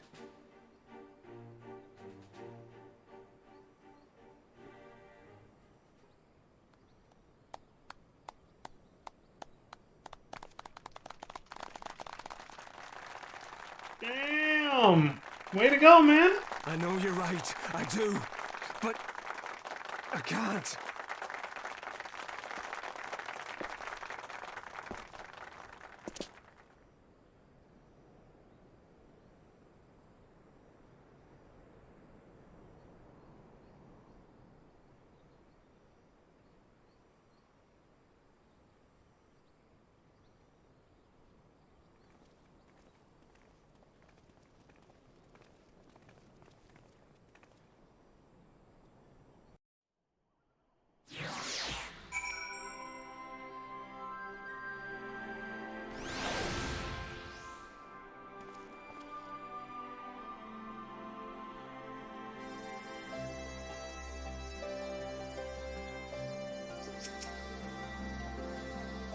Fordola and her skulls may have aspired to be Imperial citizens, but they were born Alamigan. To their countrymen, they are traitors of the worst kind. Yeah. The Butcher has much to answer for, but to simply drag her from her cell and slaughter her in the street? General Alden is right. He just wanted to do to her what she did to them, basically. But yeah. After 20 years of Imperial rule, 'tis no surprise that people should seek a target for all their pent-up rage and grief. I only wish I knew the solution. Thank the gods General Alden arrived when he did. Any later and we would have had a riot on our hands. True. No one goes in without the commander's permission. Not even you, sir. Oh shit, okay. Alright. See how it is. You know, I wasn't gonna try to go in, but alright, I see. I'm putting cases on all you bitches. You motherfuckers will be playing basketball in Pelican Bay when I'm through with you.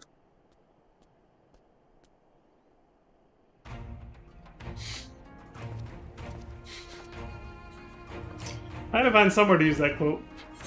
That was from Training Day. Good movie. My thanks, Raban. Listening to their anger, I could feel myself being swept away. 'Tis a difficult tide to stem. 'Twas that same rage which brought us to our feet and carried us to victory. But now the war is over. All the unspent fury is being channeled into vengeance. Aye, and it's not just here. We've reports of mobs forming all over. They've been targeting folk known to have cooperated with the Garleans. It starts with insults most often, then someone picks up a stone. Some industrious souls even thought to seek out the graves of Xenos and his officers. It was grim. Defiling the graves, huh? I want to build a country where everyone, regardless of race or origin, can live side by side in peace. But maybe the time isn't right. Maybe people just aren't ready.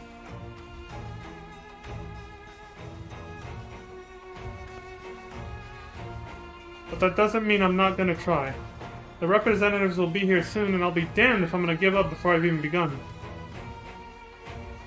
Who are these representatives, exactly? Oh, village elders, refugee leaders, and the like. It wouldn't be right for us to dictate the nation's future on our own, so we've planned a summit of sorts. We've even invited the Ananta and the Kicker to participate. Oh wow! Alamigo stands at a crossroads, and this meeting will decide which path it takes. The matter of Fordola's sentence cannot be suffered to disrupt proceedings. Then let's execute her and be done with it. She herself has to be put to death.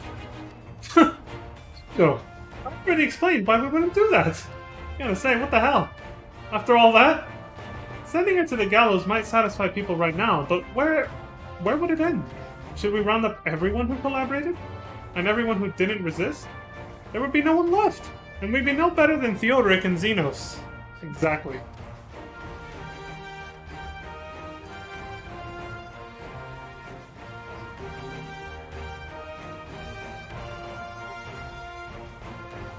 Excuse me. Begging your pardon, but might I be allowed to speak with Fordola?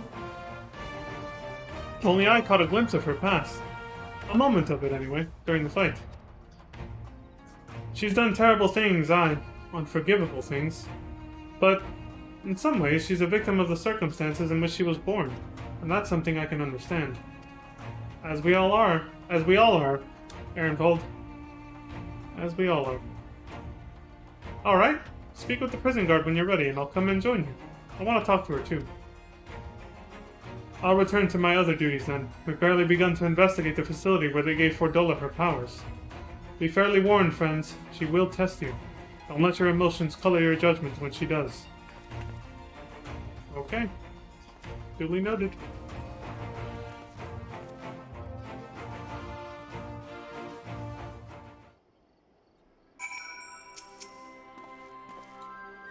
If you will have me, I have a mind to attend this interview as well. Sure. The more the merrier. I have no great wish to save Fordola, even if I could, but there's more to her than meets the eye, I'm sure of it. Really? I think it's best if I stay outside and keep watch for troublemakers. After what that woman did to Mefford in the commander camp, I'd struggle not to throttle her. That's true. Speak with the guard and we'll all go in together. Alright. Hey buddy, remember how you told me you weren't gonna let me in? You've the commander's permission to enter then? Yep. Let us in, fool. Well, I'm putting cases on you.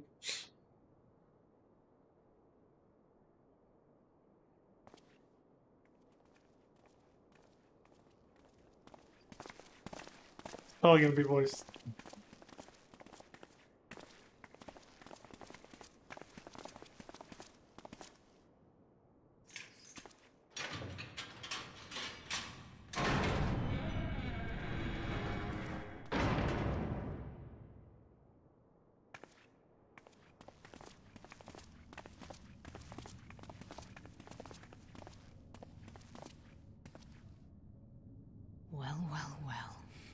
Well. So many visitors. Come to have a good laugh, have you? Far from it, Fordola, far from it. Or do you mean to put me out of my misery? To finish what you started? It's about bloody time. That's not why we're here, no. Do you remember what I said? How I promised you you'd live long enough to see us win our freedom? Well, I meant it. And not to mock you either. You're wasting your time. All of this is pointless! There's no reason to keep me alive, and you know it! I killed your men. I killed my men. And you know what my only regret is? That I didn't kill you when I had the chance! That's a lie, and you know it! You think we can't tell what you're trying to do? That we're blind? Yeah, you're a fool, but you're not stupid. You're ruthless. Relentless. You'd give up anything and everything to get what you want. You didn't come this far, climbing over the bodies of your own brothers and sisters just to piss it all away! I see you, Fordola. I see you for what you are.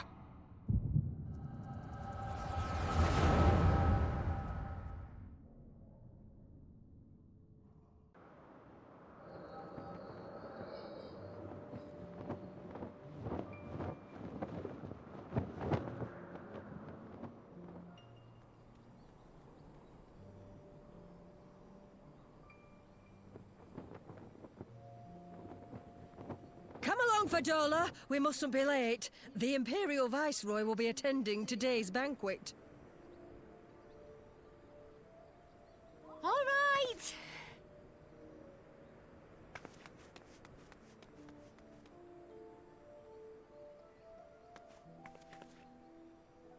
Father, what's Lord Gaius like? Is he nice? Are you friends? Sounds cute as a little kid. There you go again with all your questions. Lord Gaius is a great and honourable man who looks after all of Alamigo. He's very busy, and if we don't hurry, we'll miss our chance to see him.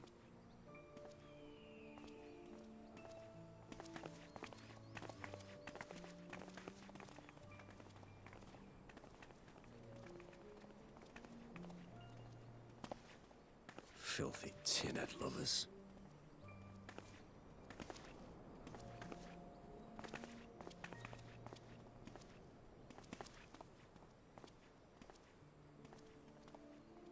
Father, what did that man call us?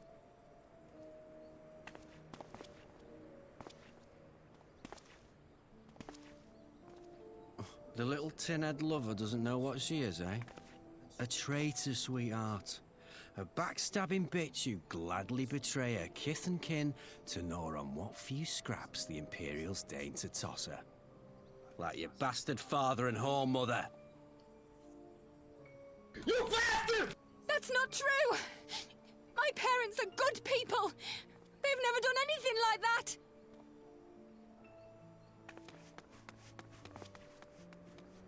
Oh, but they were quick to help themselves and their bitch spawn, weren't they? You're just as guilty as them.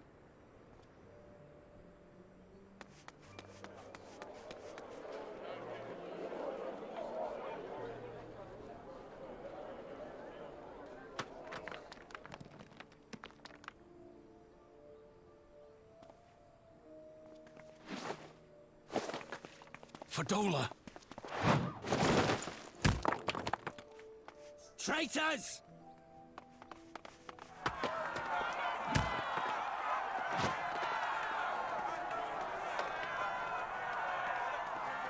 Please, you have to do something. My husband and daughter are in danger. Soldiers of the Imperial Army are under no obligation to intervene in the disputes of arms. We're citizens. We have rights.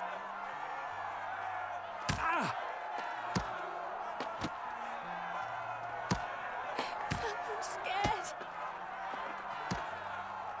It's all right. It's all right.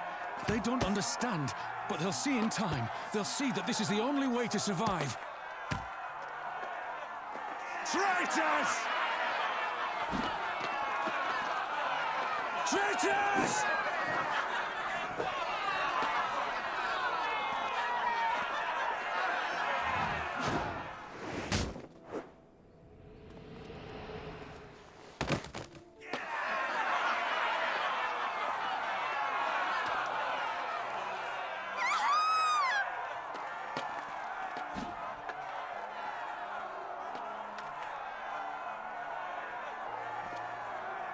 Let the savages have their fun. They'll be more compliant once they've tired themselves out.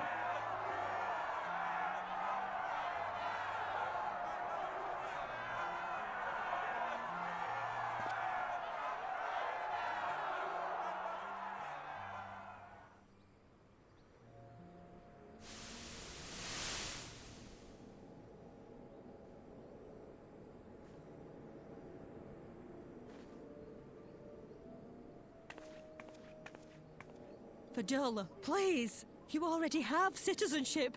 Why would you want to become a soldier?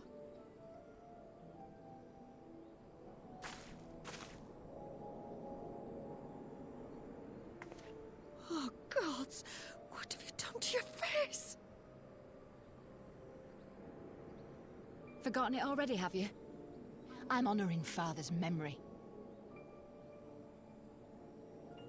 By telling the world that you know better than a common savage.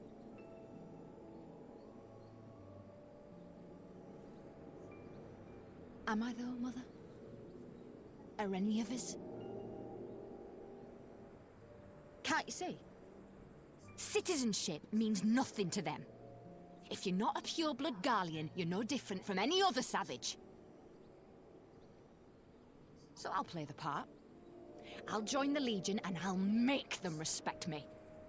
And when the mob see that, they'll think twice before throwing their stones.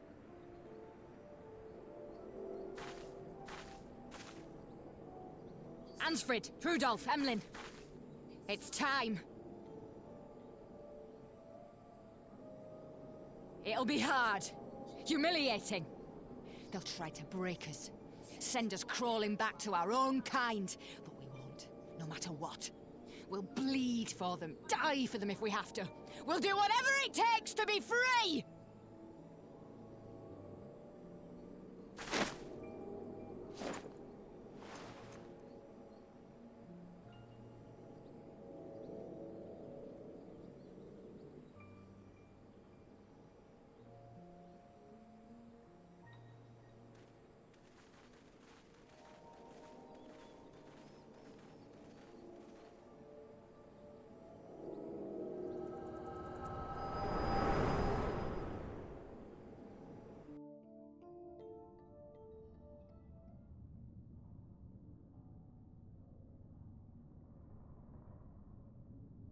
So, you mean to play the part one last time, eh?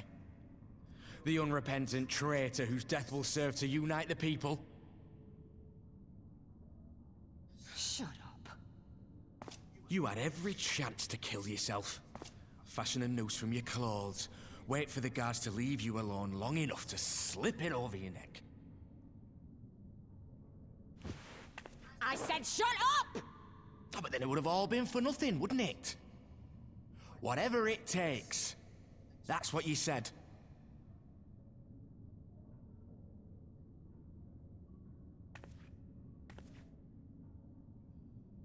Been in my head, have you? Had a little peek at my past? Didn't mean to, it just sort of happened, but A few yeah. stolen memories tell you everything you need to know, do they? Don't you dare patronize me! You don't know a goddamned thing about the life I've led! The bastards that killed him. The bastards that let it happen. My father deserved better! I swore I'd do whatever it took to make them pay!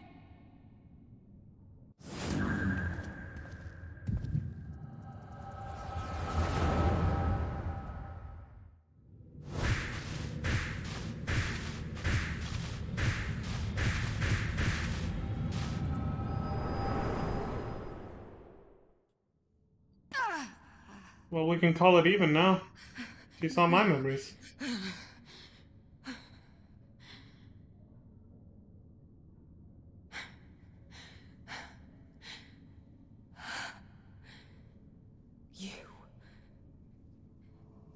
You. All that power. All that pain. It's too much. Too much for anyone. The things they've done to you. The lies. The betrayal. The endless fighting. Yet there you stand. Unbroken. How? Why?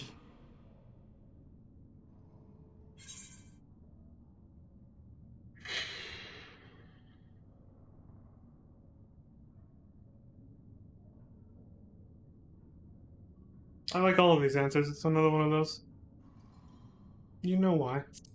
You saw.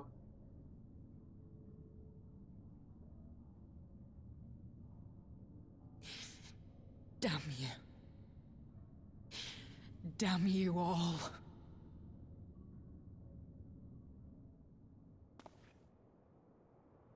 You still have time, Fordola. Think about how you want to spend it.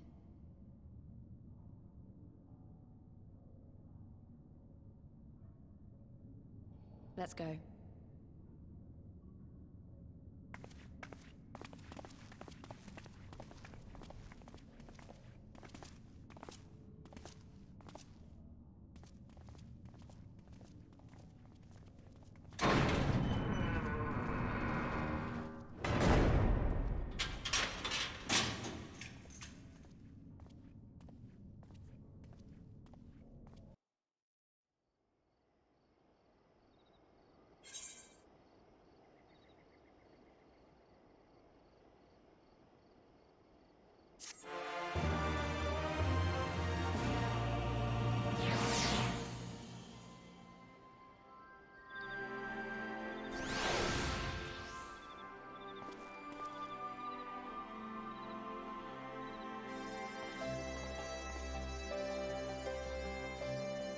Damn, that was a pretty emotional scene.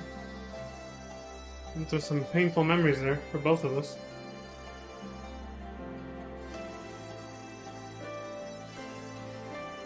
Out of the 3 answer choices I liked all 3 of them, but the second one was my least favorite. It seemed a little bit generic and overdone, cheesy at that point, because we'd already said it a lot.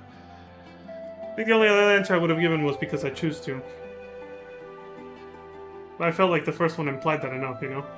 You know why. You saw.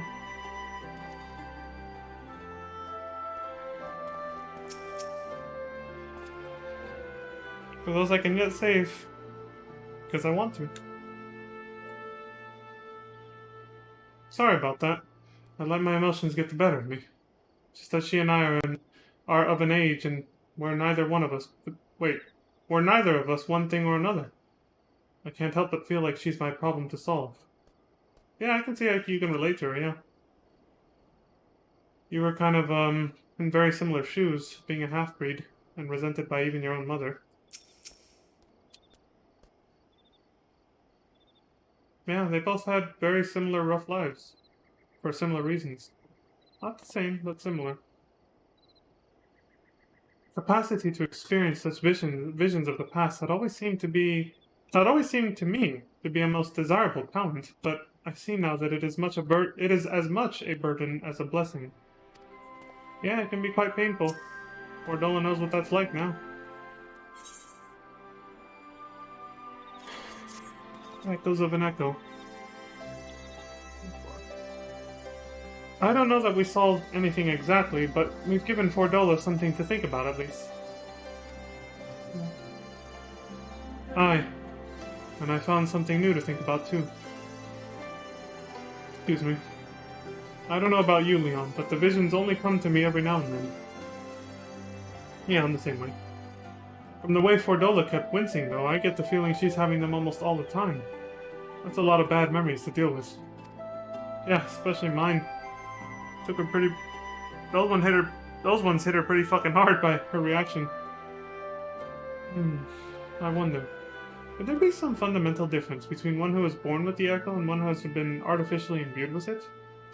I would think so. Well, the Immortal Flames have been scouring that research facility ever since the liberation. There's a chance they might have some answers for us. General Alden's there overseeing the investigation. Let's go and pay him a visit, shall we? Okay.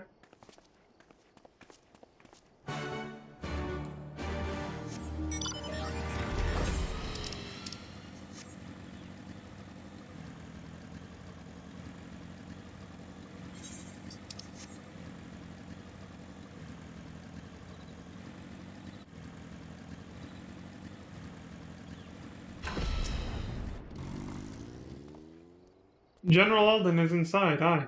Will you be joining him? Yep.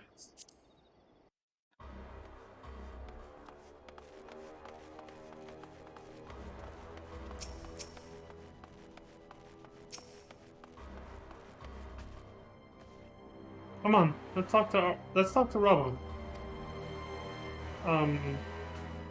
Sure, but I'm also kind of curious what the hell's going on over here.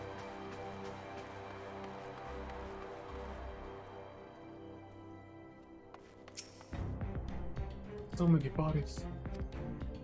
Oh, Jesus Christ. Damn, dude. You can even tell which ones were Lalafels. Massive size differences. They paid attention to detail, I like it. They didn't make all the body bags the same.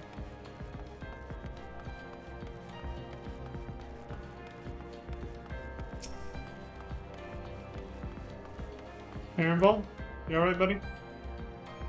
We should burn this place to the ground and be done with it.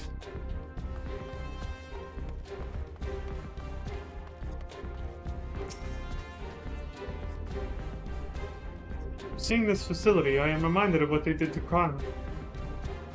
Yeah. What are you doing here, buddy? We received a request from the Alliance to analyze these devices, and I've been recording everything of interest. Makes sense. Wait, can I climb this?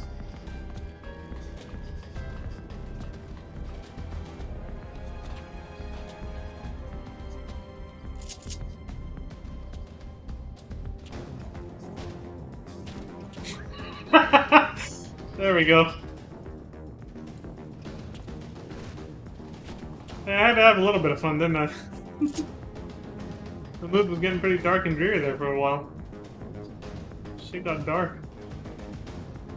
Still is. Jesus Christ.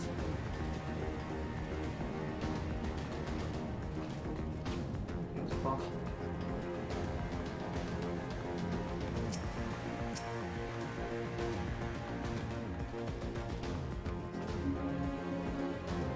What news? You spoke with Fordola, I take it? Yes. As expected, she didn't say very much, but it wasn't a total waste of time.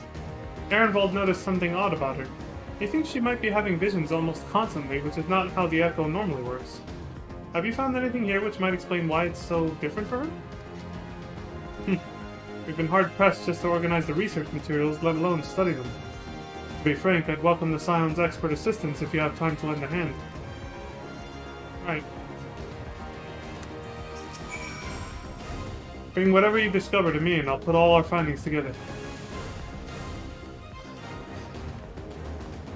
Wait, there's two things? Oh.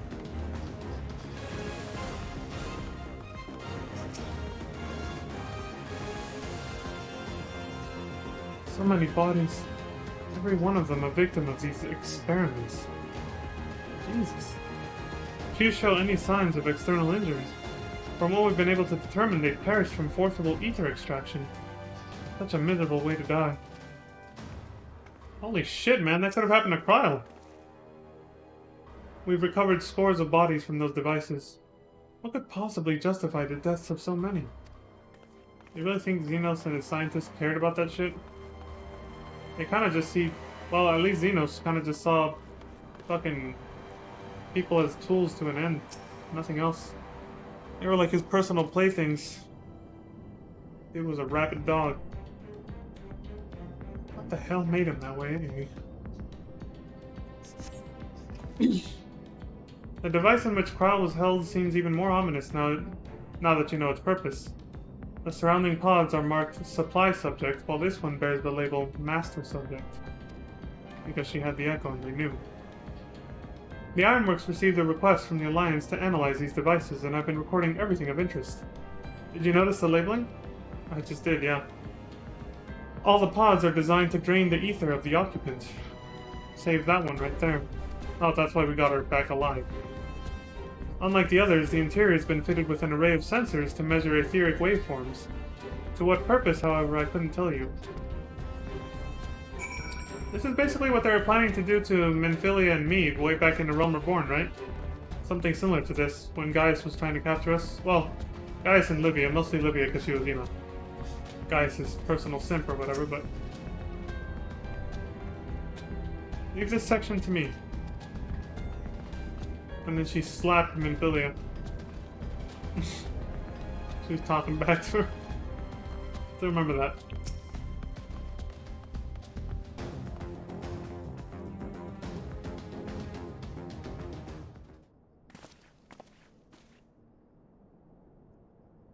I know little and less of science, so any light you can shed on this facility's operations would be much appreciated. Leon, shall we start with you? Yeah, here's what I know. Dead bodies everywhere. They all had their ether sucked out of them, their very life force. Taken in combination with these testimonies of Cryle and Thancred, I do begin to see exactly what the Imperials were attempting here.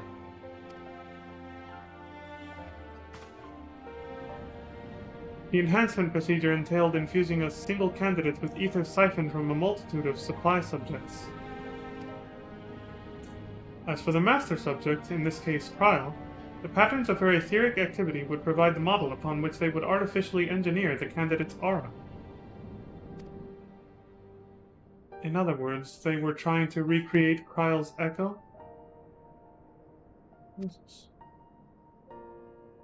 I believe so, which would explain our prisoner's present state. Cryle is possessed of an unrivaled ability to hear the whispers of the soul, and it seems probable that the procedure engendered the same acute sensitivity in Fordola. That's why she's having so many visions. The soldiers who guard Fordola. Many of them lost friends and family to the skulls. Oh wow, she must be One sec. Damn it.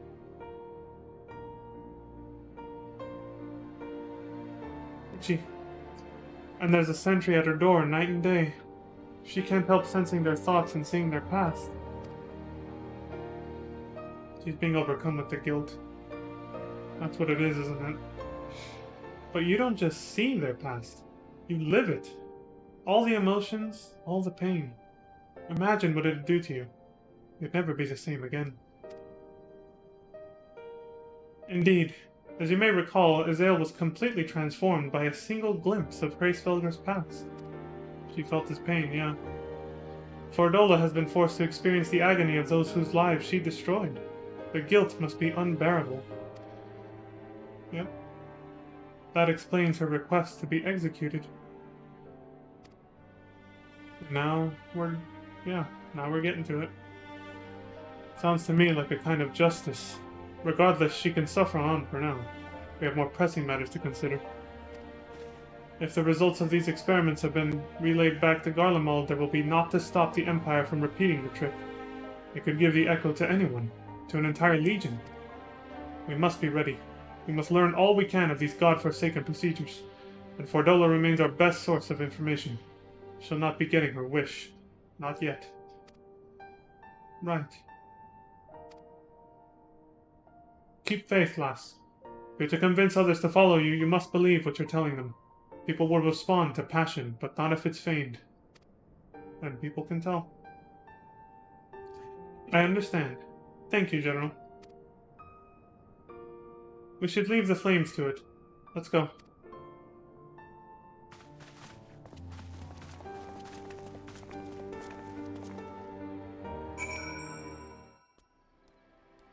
Don't come loose, fucking eyelash. Not now. The forcible extraction of ether from a living subject is invariably fatal. How many died that Fordola might gain her new abilities? I've never known why I was given the Echo, but this makes me want to put it to good use. Alright. You and me both, buddy. You and me both. So I'm in the same boat. I don't fucking know either.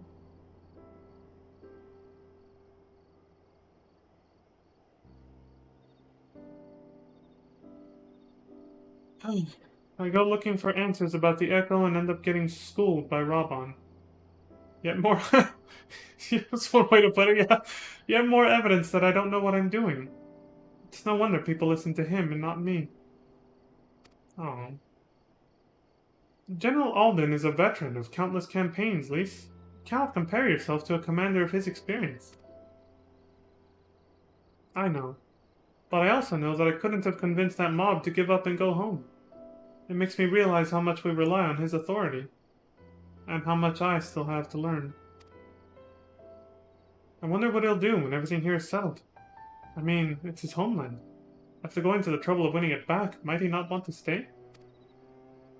It is a quandary which countless refugees now face. To continue the life they built in Ul'dah, or start again in the land of their birth.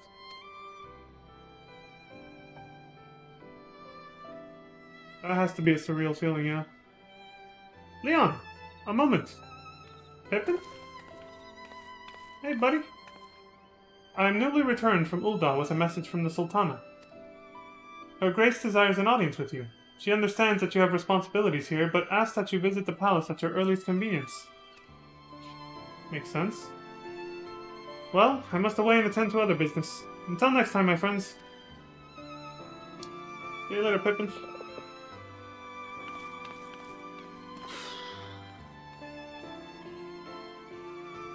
An audience with the Sultana? Depending on the nature of her consultation, this might be the perfect opportunity to inquire about the General's future plans. Yes, we'd all like to know about those, Alfino, but not everyone's as comfortable interrogating royalty as you. Take no notice of him, Leon. Okay. Thanks, Lys. Alright. Then I'm off. I do wonder what she wants to talk about, but... I know I could learn so much from Raban if he decided to stay, but it's his choice, and I'm not about to try and persuade him. Ul'dah needs him too. In case you're wondering, I'm not planning on staying in Alamigo. Too many bad memories. And besides, I like my new life. You're always welcome as us, Ironbone. A Sultana's streams. Well, the question of how to put the Mad King's treasures to good use shows no sign of answering itself. Shall we be about it, Ironbone? I am at your beck and call. And I should be getting back to my own tasks. I'll organize a squad to head down into the ruins and then start preparing for the big meeting. Oh, send Nanamo my regards, Leon. Will do. And ours too, if you please. We shall see you on your return. See y'all later. The little quick wave. I always liked that emote. Is it, this one? Oh, he does it in a more cocky fashion, but I'm guessing, I don't know.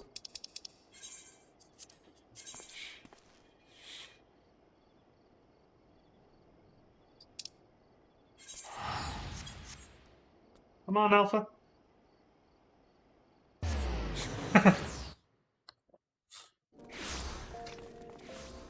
He's a little cutie. Lise, you're over. Oh wait, that's a VR wearing her outfit. See, if I'd gotten here any sooner, we wouldn't see that outfit. They just released it on the mod station literally a week ago. How many other MSQ outfits from characters and stuff have they not released yet? I wonder. Never really bothered looking through the whole catalog to see what's there and what's not there. Even when I first started playing, I noticed a lot of outfits they were just releasing. You know, a lot of these people, by the way, are here because of the Bloody Banquet. A lot of them are here from, you know, Realm Reborn. That's why there's always a crowd over here. Because that cutscene is long. You guys remember that, right? It was almost 2 hours. It was at least like an hour and a half almost, right? The whole thing. And it starts here. So a lot of these people are just watching that long-ass dramatic cutscene at the end of Realm Reborn before Heavensward starts. That's why there's always a crowd. What was I saying? Oh yeah, about the outfits, but I was kind of done about that. Yeah, I saw a lot when I was starting out myself. I think just after I finished Heavensward, or around that time, they released Alfino's Heavensward outfit. And I was kind of like, oh, that's strange. Didn't think much of it back then, but now, you know, being almost fully caught up with everything, I was like, they barely released it now. Oh, a year and a half ago now, but... My lord, it was an honor to face you in the tournament. Since that day, I have spent my every spare moment in the practice yard, striving to attain some fraction of your skill with the blade. Ah, forgive me. You're here for your audience with the Sultana. Please, proceed. Yeah. I was like, I'm not here to reminisce about the fucking... What's it called again? The Grand Melee. I thank you for answering my summons in these most interesting times. You have been busy. Yeah, kinda. The liberation of Alamigo will have far-reaching consequences, and there is a matter upon which I would seek your counsel. Lay it on me then. What's up? I speak of Rauban and his future. We were just talking about that. All know the tale of his rise from penniless refugee to member of the Syndicate and General of the Immortal Flames. Yet though he has come to call Uldar home, it will never be his homeland. He is a son of Alamigo.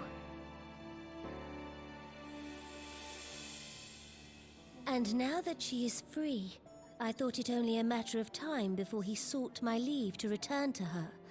Indeed, I had resigned myself to his loss. Suffice it to say, I was greatly surprised to hear him speak so lightly of handing over the reins in Alamigo and retaking his place at my side.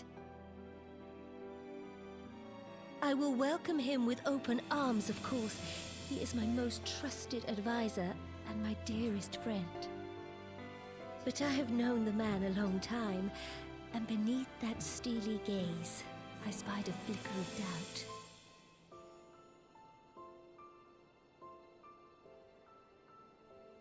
Whether Rauban chooses to remain in Uldar or return to Alamigo, I only wish that he do so with a heart unburdened by guilt or regret. Yet, how can he freely make such a choice, knowing how much I depend on him? It is past time that I learned to discharge my duties as a sultana alone. I must go forth and see my realm with my own eyes, and hear the wind with my own ears.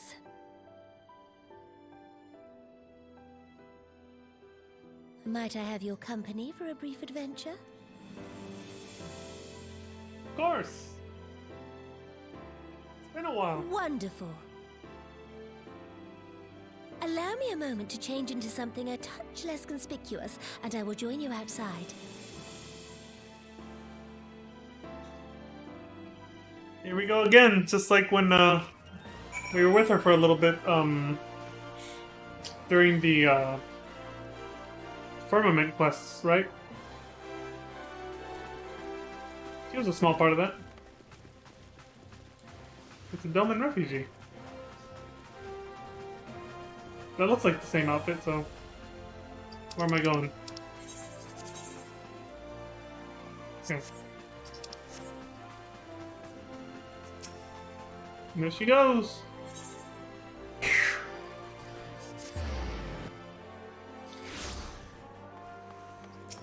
What's up, Nanamo? Perhaps you remember... Perchance you remember Lily Ra, the merchant's daughter? Yeah. This is the persona I assume when I venture beyond the palace walls to observe my subjects unnoticed. Ordinarily, Papashan would accompany me, but for this particular outing I need an advisor, not a minder. And that is why I requested your company. Over the course of your many adventures, you have met people from all walks of life in every corner of Eorzea, and I would make use of your worldly experience. Now, let us be on our way. Our first destination is Stone's Throw, just beyond the Gate of Nald.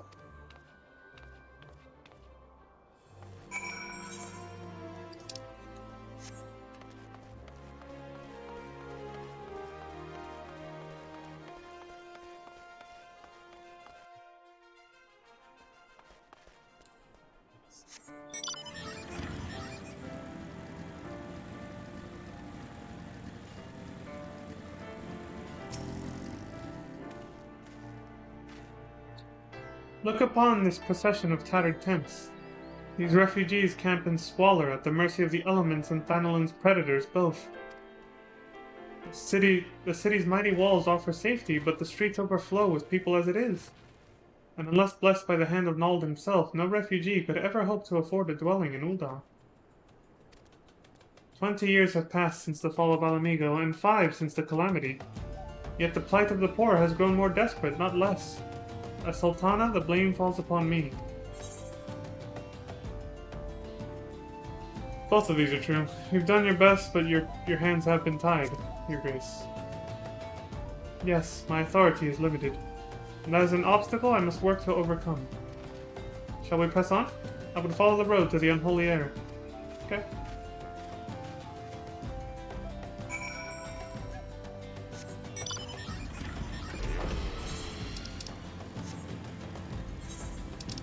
A little bit of time save here.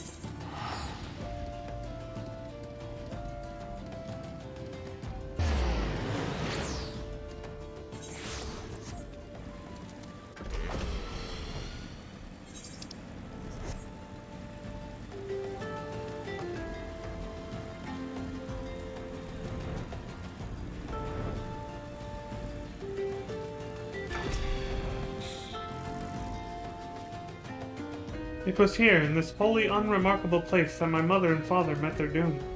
Oh shit. I was but a child at the time. My parents were returning from an inspection of our interest in Eastern Thanalan when an untimely rockslide crushed their carriage. To this day, it is not certain if the incident was simple misfortune or an expertly planned assassination. Raban once offered to reopen the investigation and bring me the truth he assumed I must surely crave. But I refused. Even if my parents' deaths were orchestrated by the monetarists, we could only have brought their hirelings to justice. True. The true villains, those who plotted to put me on the throne as a biddable puppet, were ever beyond our reach. Thus did I plan to strip the merchants of their power and place our nation in the hands of its citizens. Yeah, like at the end of Rome Reborn. That was a good idea, actually, yeah. But they saw it coming and they stopped you. And then even I paid the price for that as well. I was caught in the crossfire, essentially. Quite unaware of the consequences my actions would have for you and yours. I shudder to think how many goodly souls paid the price of my naivety. Yeah, those bastards won't go down without a fight. But I am no longer a child reciting words with witless obedience, and I will not be used as a pawn in the monetary damnable games. There you go. That's the spirit. Fuck 'em. Forgive me my outburst. You're one of the few people to whom I feel I can speak my mind. Hey, I'm with you. Don't worry about it. Come, let us return to Ul'dah and visit the Colosseum.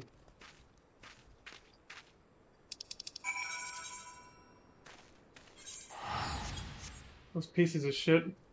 Teleji and Lulurito. That guy does the bare minimum to keep us on his good side.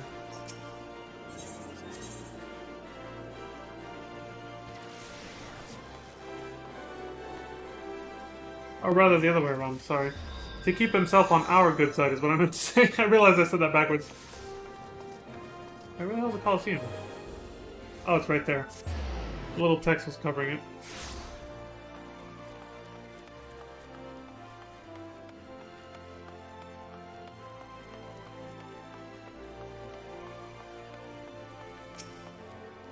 Anima? From the moment I became Sultana, I found myself thrust into an endless parade of document signing and ceremonies. For years, I simply signed where I was told to sign and sat where I was told to sit, blissfully oblivious to what any of it meant. Yet one good thing did come from that ignominious chapter of my life, for it was during an official visit to the Colosseum that I first met Raban. The match I had been invited to attend was not at all what I had expected. I had pitted the bull of Alamigo against some dozen or so rival gladiators. Blinkered though I was, I would not stand for so obvious an injustice and demanded to see a fair fight, one man against another, and my royal wish was duly granted. It was not until later that I learned of the gambling ring which had arranged for Raban to die on the sands that day. Holy shit. Regardless, my intervention meant that Raban had but a single opponent to dispatch, which he duly did. And when he knelt before me to receive the winner's purse, he swore that he would one day offer me his blade in service. Surrounded as I was by liars and manipulators, I confess I dismissed it as a pleasant piece of theater. But as you know, Raban is a man of his word. Though it took him another 5 years of fighting on the Blood Sands, he amassed a fortune so great as to buy not only his freedom, but a seat on the Syndicate. And then I had my blade. Damn. Love to see it, right? The rags to riches story. Oh shit, I think I'm about to get the rest of it through her soul, rather than her words.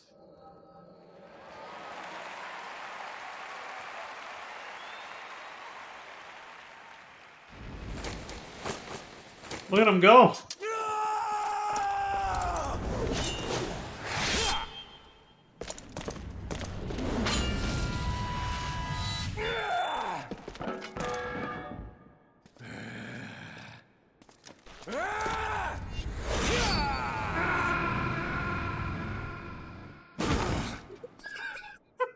Damn it! I couldn't hold it. I couldn't hold my laughter on that. Fuck.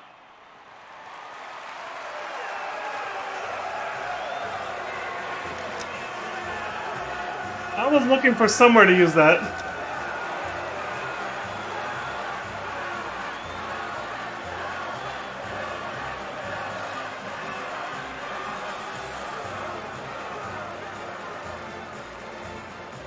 Raban killed Snake?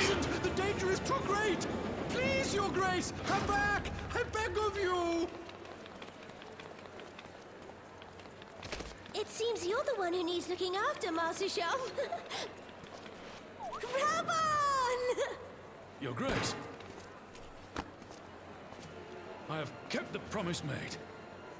So you have, and in turn, so too shall I keep mine. Oh my god. With your winnings, you have become one of the 6 most wealthy souls in all Ul'dah. And so, as tradition dictates, Rauben Aldin, You have earned yourself a seat on the Syndicate. May your new station garner you still greater glories. I am honored, Your Grace, and vow to serve with every fiber of my being from this day till my last.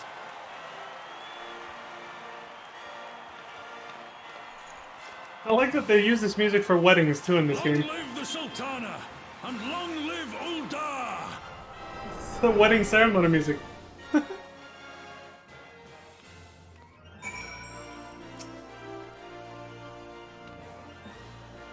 Words cannot well express what that man means to me. I could tell, just from that scene alone. I saw through your heart there. Damn it! I made myself laugh too much with that shit. God. There are others who care deeply for my well-being, of course. Papa Sean's love for me is as that of a grandsire for his grandchild. Right. But upon matters of governance, I cannot turn to check guards and maidservants for counsel. Rabban, with the authority of his syndicate position, was the first sword I could wield, sorry. His was the only edge which could cut the strings that bound me. Finally had some backup along the syndicate, right?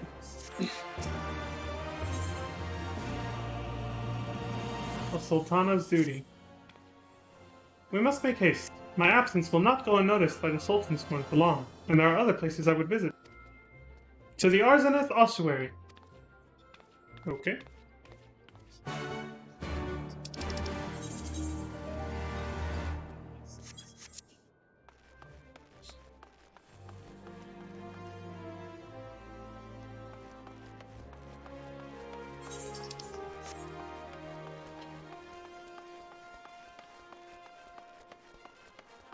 God damn.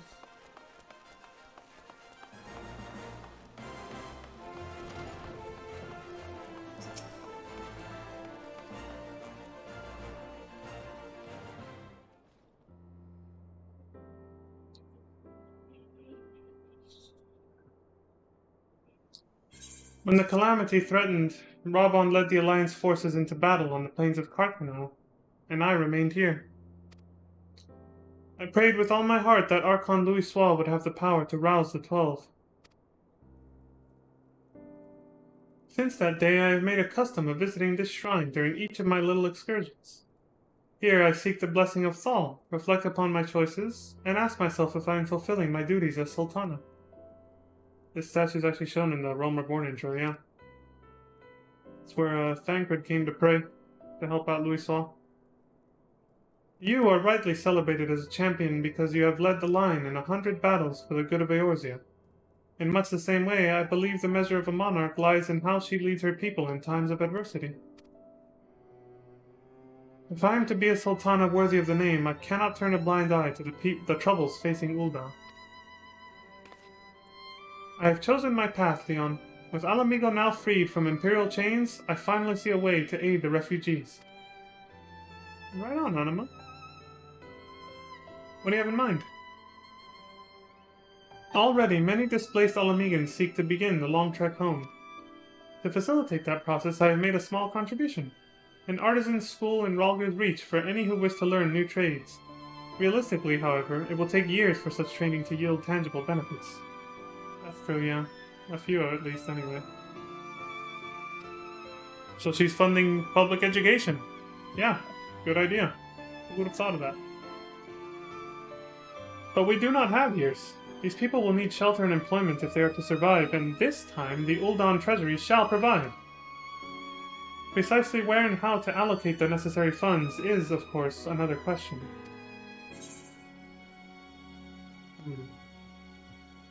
Might you ask a member of the Syndicate for advice? Why not seek the advice of one who employs refugees? That might not be a bad idea, actually, and I think I know someone who does that. We all know someone who does that. We might have started this stream in a place run by someone who does that. For those paying attention. A wise suggestion. Mayhap a visit to the Gold Saucer is in order. There it is. Its proprietor is a member of the Syndicate, and he is one of the few who pay refugees a fair wage. I would expect nothing less from that man. I wonder, are you acquainted with Godbert Manderville? I am, actually. And there's a really, really long story behind why I am, but yes. I am. Then I need not explain his eccentric nature. Nope. Let us make our way to the landing, and I will see that word is sent to the Gold Saucer. Godbert should be only too glad to receive us. Yeah. He's a good guy. I've had a fun time with hanging out with him and his son and his wife and all the antics that they all get up to. Kind of nice seeing him be included in MSQ a little bit more now. In fact, this might be the first time, right? I think if not.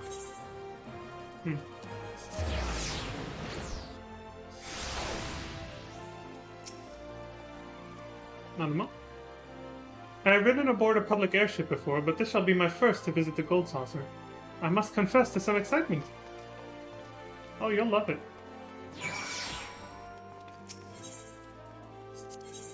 And it's free.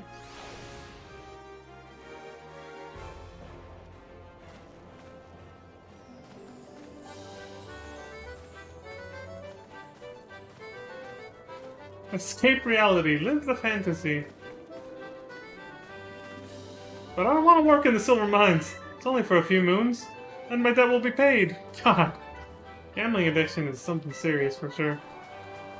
That's heavily implied that's what's going on there. Like, the dude is willing to sell his own son. I mean, we saw something similar with, except that was drug addiction, of course, but we saw something similar nonetheless with, in the Gunbreaker storyline, so... Nanama? How do you like the place so far? Kinda cool we made it here during the Make It Rain event, huh? I had heard descriptions of its splendor, yet I never dreamed it would be so bright and inviting.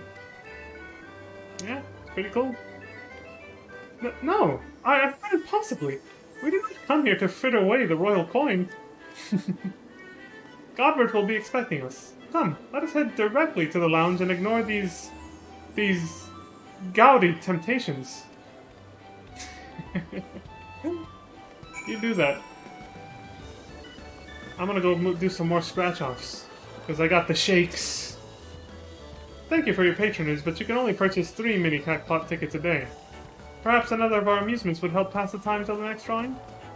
Damn. That's right, I did those at the beginning of this stream, actually. And we actually won 15 grand on the last one. It's good shit.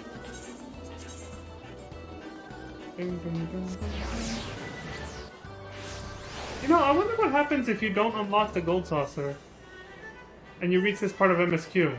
Does the game hard stop you until you have to unlock... You have to do the side quest to unlock the Gold Saucer before you can continue? It probably has to, right? It stands to reason. I've never made a fresh character and made it this far in MSQ without unlocking the Gold Saucer. Guess I should try that someday. I believe this is where we are to meet Lord Mandeville. Shall we sit while we await his coming? Makes sense in the restaurant of the place. You can tell it's a restaurant because of the fork and knife on the map there. Where you come to eat. Take a break from all the gambling and other attractions. Because it's not all gambling, of course. There he is! And he's not naked for once.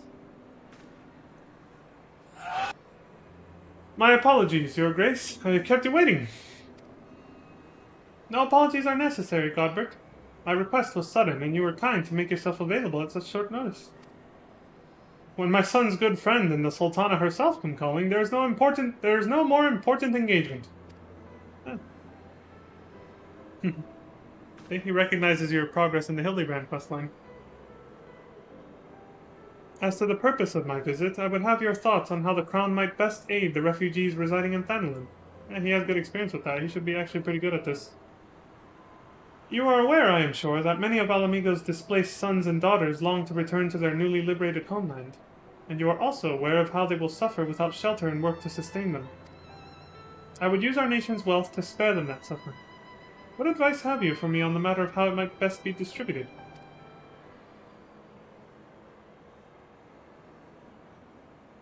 The unusual circumstances of our meeting and your Grace's choice of companion would suggest to me a desire for an honest and unvarnished opinion. I shall give you one. Oh shit, he's getting serious for this. My advice to you is stop. Taxing Uldah's wealth to save Alamigan refugees is a terrible, terrible idea. You oppose my proposition? Most emphatically. I agree with your grace that the refugees must have housing and employment. But what profit is there for Uldah in this arrangement? Profit? After all you have done for Girabani's displaced, I thought you the very last person to seek to benefit from their misfortune. Forgive me, your grace, but you appear to be laboring under a misapprehension. It is a fine endeavor to support one's fellow men. I fear, however, that your stance is one born of pity. Your intent is to save the refugees, is it not? That's true, you did say that yourself. For all our potential, we are indolent creatures by nature. If unconditional charity is all we know, then we begin to rely upon it. We expect it. This is true. And then we must consider Uldah's own poor and downtrodden. Should they hear of your spending the nation's coin, should they hear of you spending the nation's coin, not to improve their lot, but to nurture the distant citizens of Alamigo, it is unlikely they will applaud your generosity. This is true, yes. They're going to be like, well, what about us? We need help too. Surely it is not your grace's intention to foster new resentments, but to spread goodwill? Oh shit, there's a gate. Hold on, guys. Hold this conversation. I gotta go do Leap of Faith. You guys heard that shit? I thought that would be muted in the cutscene, but I guess not. It's 9 o'clock sharp for me, so I can tell it's a gate. It's every 20 minutes. Indeed.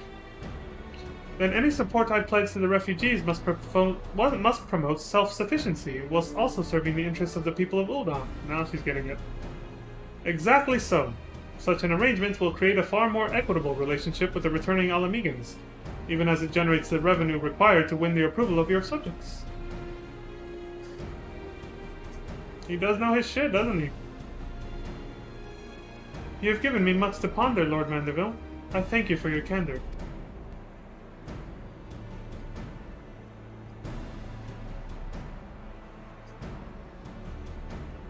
Funding communities. So the one part she did have right so far was the funding of the public education.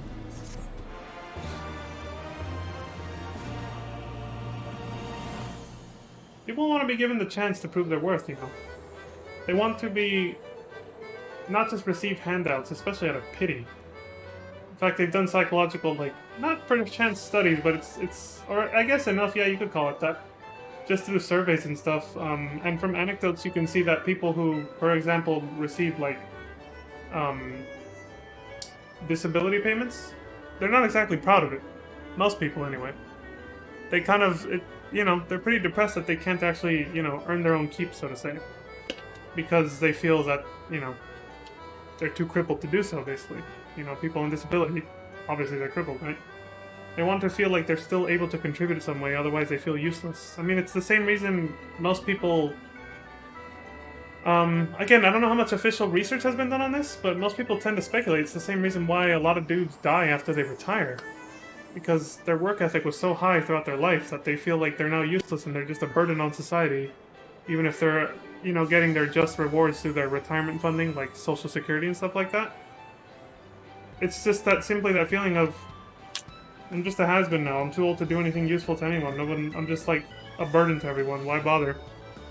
And so they speculate that that mentality, because your psychology does influence your body's well-being, you know, leads to them, like, their body just giving up because they've given up on themselves at that point. So then it's like, you know, there's that statistic that a lot of people, like, tend to die 5 to 10 years after they retire, no matter how young or old. It's, yeah, it's one of those things. Did I nail it though? Is it the leap of faith? Oh, it's Air Force One. Hold on, Anima. I'll be back. I had to, for comedic purposes. Hey, it's the Make It Rain campaign. I gotta capitalize on this, as they would say here in Uldah.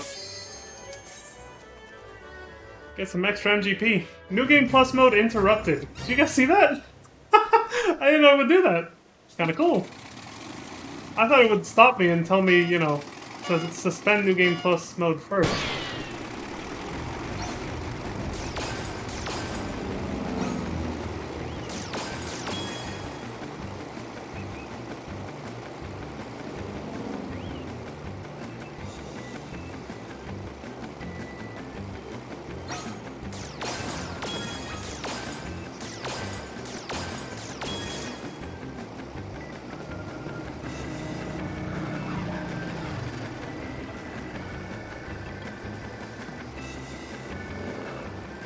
Here we go.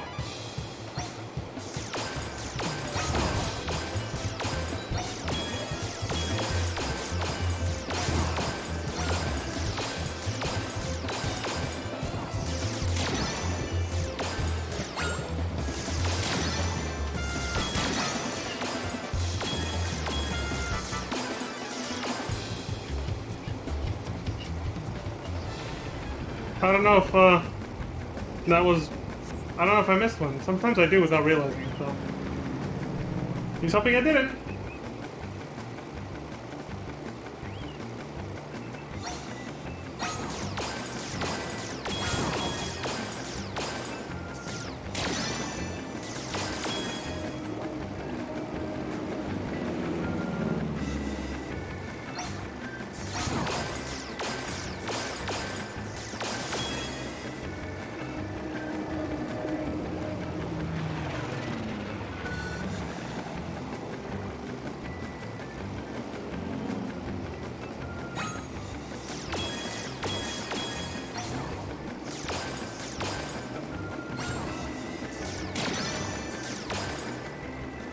Oh shit! Perfect score! That was an easy course though, to be fair. I've had harder ones.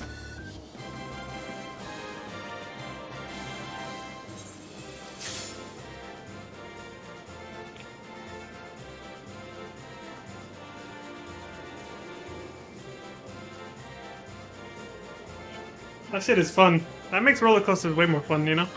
Being able to have a little minigame like that to do with it. Obviously, this is based on the little roller coaster ride where you shoot shit in FF7. But I like that they used Air Force One from FF6 as a little plane that you're riding in. Just like in that Omega raid we did. Excuse me. I'm basking in the silence of victory. Not silence, but the music.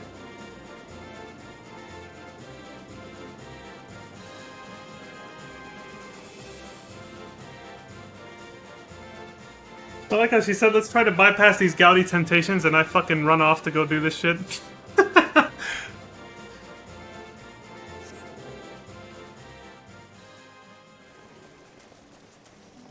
There we go. Why, hello there, milady. You have quite the nice assets. Did you purchase those with, MGP-1 from Air Force One, I wonder? Yeah, I said assets, didn't I? You don't know what I'm talking about. Hey, the clothing was nice. Anyway, where the fuck were we? Oh yes, the restaurant. Yeah, this place.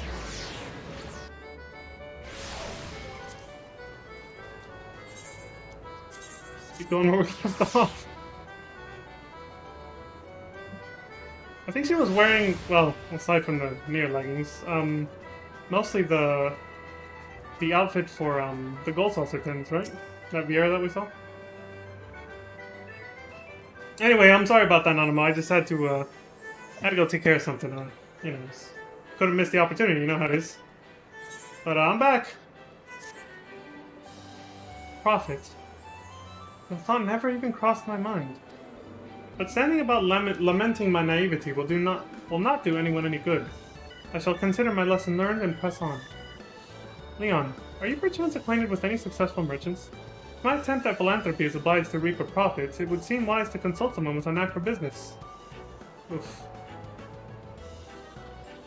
I know who I'm gonna say, and it's that guy, yeah.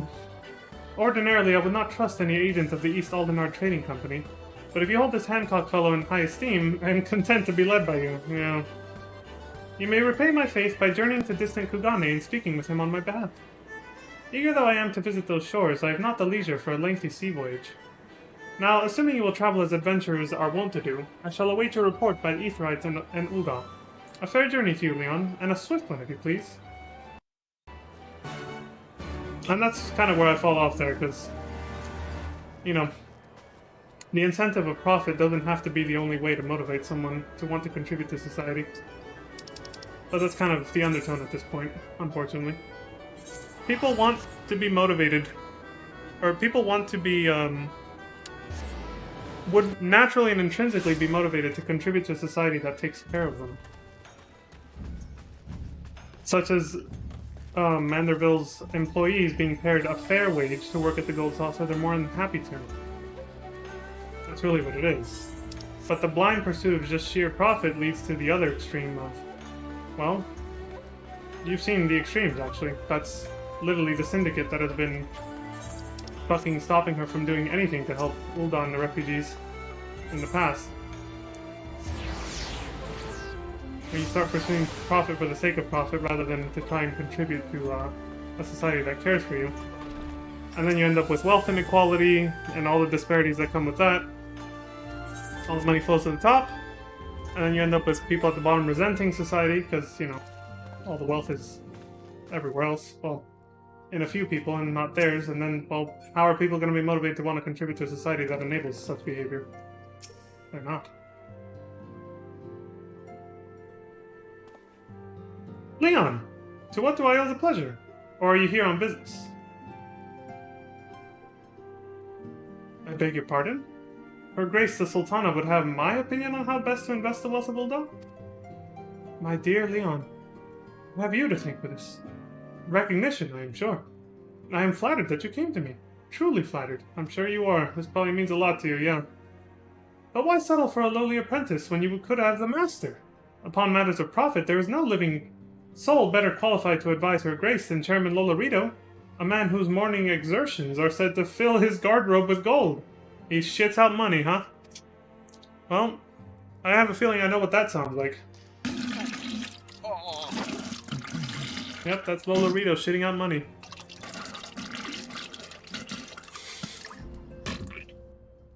That's so fucking gross. Jesus, it gets so fucking wet and soupy at the end. His morning exertions, there you go. All money coming out. I should be happy to arrange a meeting for you. Say, at the Scion's former headquarters in Thanalan? The Waking Sands would seem a suitably neutral venue for negotiations, don't you think? Fare you well, Leon, and may your dealings prove fruitful. Nice, we traveled all the way across, halfway across the Earth.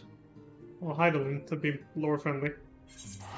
Just for this guy to, from long distance, arrange a meeting with Lolorito with me and the Sultana back in Ul'dah.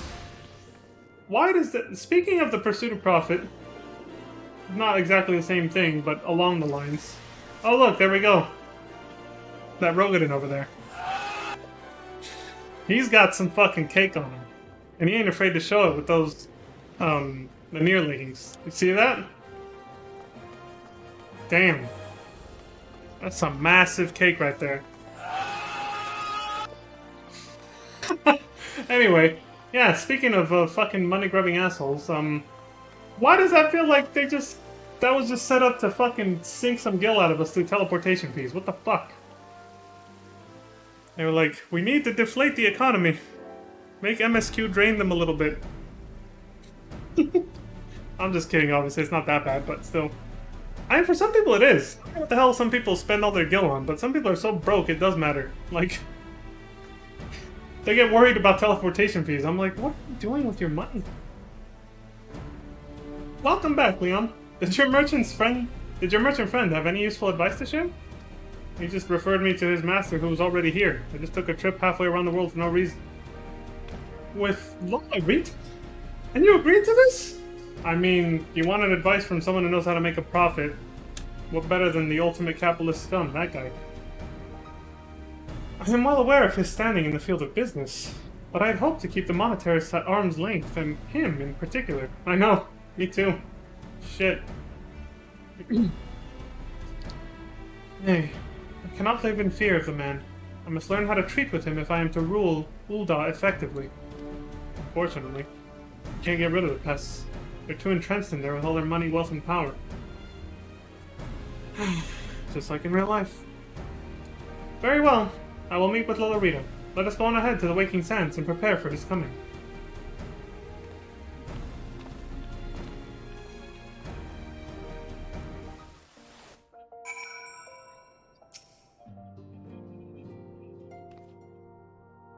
So this is where the Scions first congregated. I have heard many tales, but never had occasion to visit. I like how we got a free teleport here, at least. To work, then. What the fuck? The hour of the meeting draws near, and I would gather my thoughts. Pray see to it that we have the appointed room to ourselves. Okay.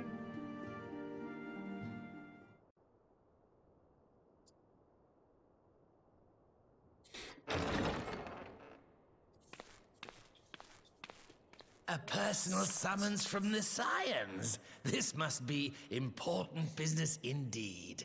Though, if it concerns anything so underhand as an assassination, I fear I can be of little help.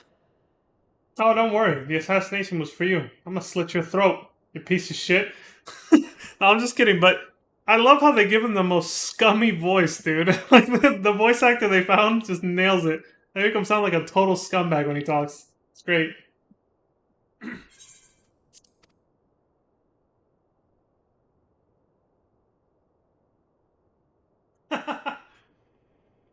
My good man.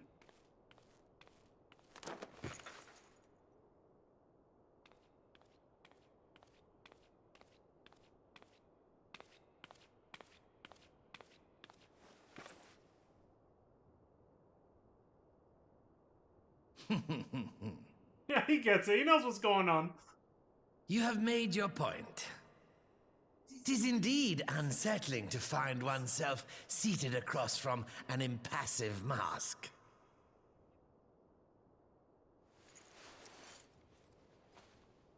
Face reveal. Oh, shit. There. Would this better please your grace? Or should I address you as Lady Lilira? Hmm? Even his fucking eyeballs are the color of gold. Dude is so rich, he's actually filled with money. Nay, the deception has served its purpose. I'm glad to see you found amusement in my little jest, Lord Lolorito, but shall we proceed to the business at hand? Maybe he really does shit money. By all means. I must say, I'm most eager to hear your proposal. Simply put, I would aid the refugees camped in Thanalan in their efforts to return to Alamigo. The reparations you paid in the wake of your earlier misdemeanors will be used to fund the endeavor, together with the fortune seized from the late Teleji Adeleji's estate. But this plan is not intended to benefit the displaced alone. I would make of this an investment which shall enrich Uldar and Alamigo both. Oh. And who better to consult on matters of profit than the wealthiest man in all of Thanalan? I beseech you then, Lord Lolorito, share with us your mercantile wisdom. Ah, 'twould seem your grace has matured beyond acts of earnest yet misplaced charity. Pray tell me more.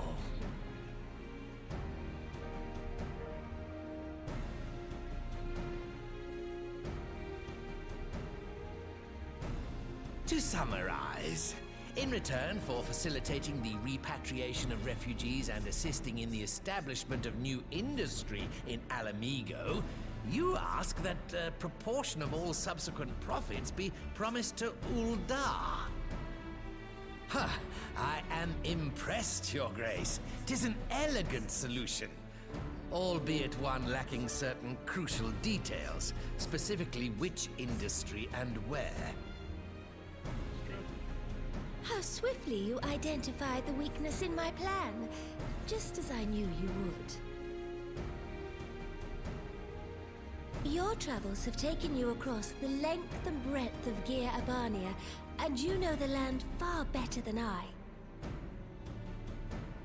Which of the settlements you visited would best provide a home for our refugees? Which has the greatest potential to flourish, given the appropriate investment?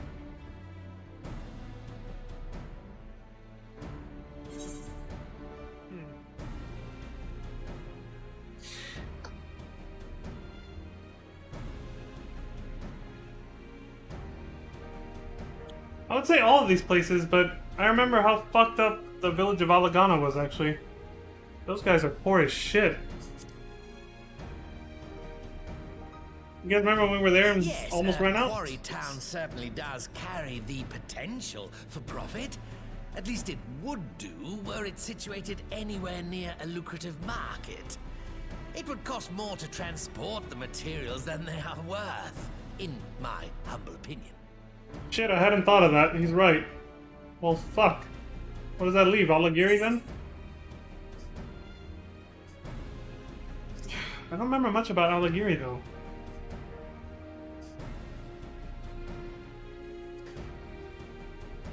I think the right answer might be the Saltery.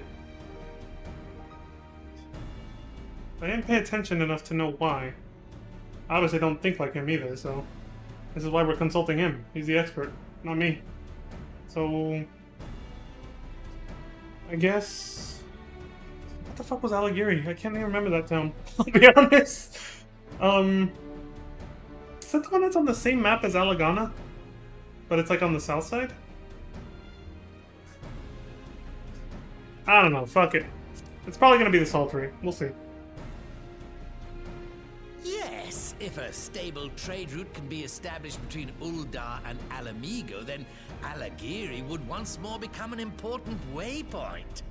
But while such growth would greatly benefit its current residents, I'm afraid it could sustain little beyond that.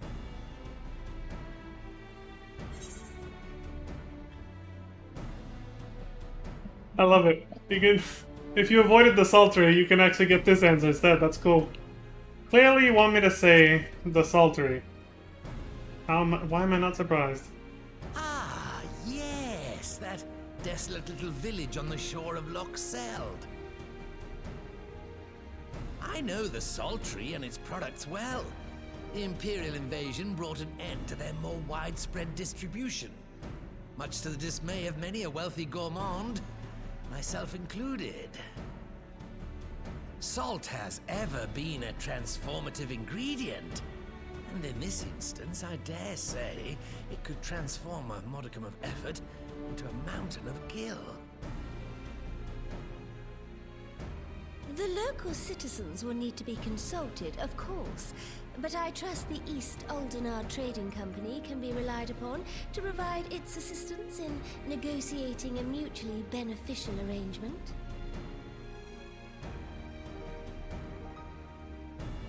Naturally, Your Grace. I shall dispatch representatives well versed in the extraction of this white gold and wring every last ons of profit from its production. The Loch's bounty will contribute to Alamigo's enrichment, whilst easing the burden on the bull's aching shoulders, just as Your Grace desired.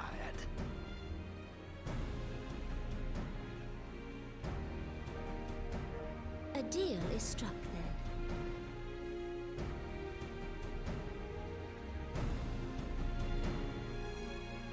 Well, hey, all's well that ends well, right? There you go. Setting up proper infrastructure to benefit both nations. And giving everyone a chance to prove their worth and contribute to, again, a system that will hopefully continue to benefit everyone.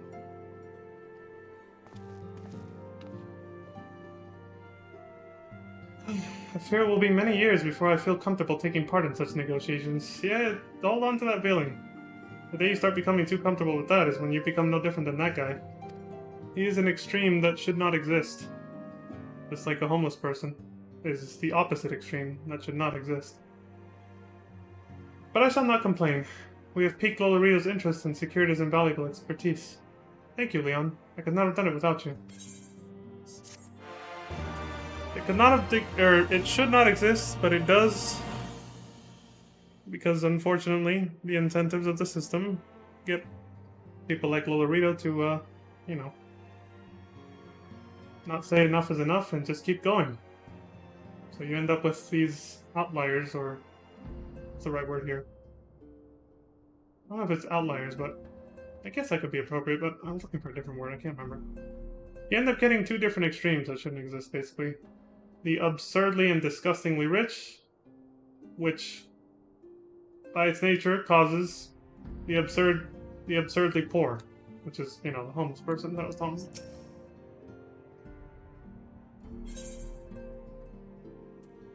Securing the Saltery. Our course is decided. I shall return to the palace and have my ministers begin work on implementing the particulars of the plan. If I could prevail upon you one more time, Leon, I would ask that you convey the details of our negotiations to Commander Hext on your return to Alamigo. Okay, sure. My thanks again. Together we have laid the groundwork for an endeavor which promises to benefit the peoples of Alamigo and Ul'dah both. Yep.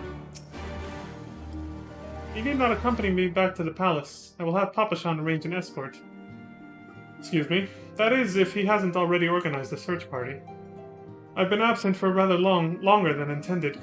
That's true, they're probably already looking all over for you.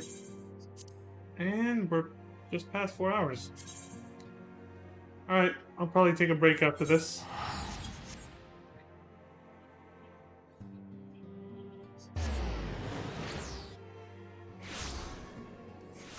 It'll be my only... Well, I took one earlier. Unintended to be as long as it would, so I just turned it into one. But yeah.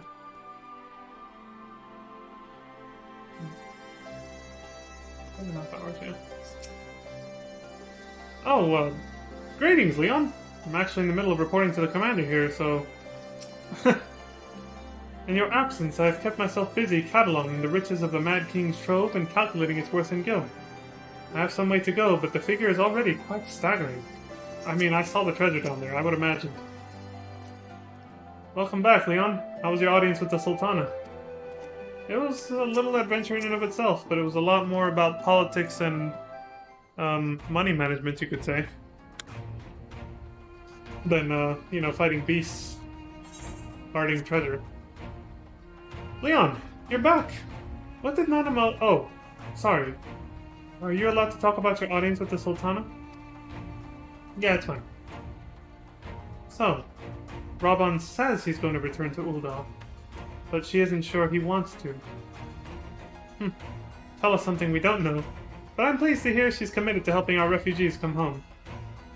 And this plan to revitalize the Saltery does make a lot of sense. Quite how you convinced her to seek Lolorito's help is another question. After all that has happened, he is the very last person I would expect her to turn to for advice. But on a more practical note, Lys, assuming the interim government elects to accept Ul'dah's proposal, I have one caveat I should like you to include in the bargain. Alamigo must be permitted to cover a portion of the investment. We have a fortune at our disposal, after all, and allowing Ul'dah to provide the entirety of the capital will afford Lolorito too much control. Yeah, and Lolorito doesn't know about the wealth we just uncovered underneath Alamigo. If he thinks he's gonna have control over this operation, he's got nothing coming. Fool. Honestly, Alfino, it's like Kugane never happened. What exactly does a ruthless profiteer have to do to earn your trust? Please, please. But yes, you do make a good point. First things first, though, we need to discuss this proposal with the Saltery's residents. It's almost like she doesn't know he's funding both sides of the war with Garlemald, too. Come on, Lee, stop being so naive. You'd never fully gain the trust of someone like that. Whisker, how do you fancy explaining the Sultana's plan to your grandfather? I'd like to hear what Watt thinks of the idea before agreeing to anything. Right away, Commander. Would you mind coming along, Leon? I might need you to fill in the details. Then I shall come as well. Should Watt wish to discuss figures, my knowledge of the nation's finances may prove useful.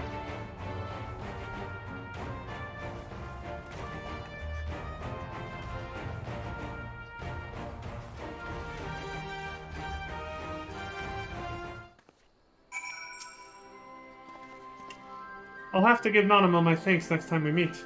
With this and everything else that's been happening, it really feels like things are gathering pace around here. Yep.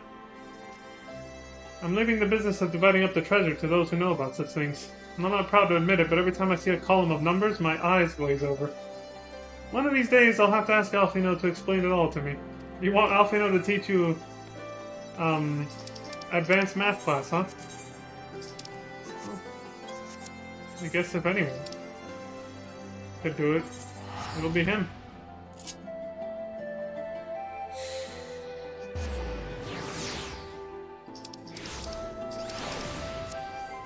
Advanced math class. I don't know what else to call it, that's why it's kind of like...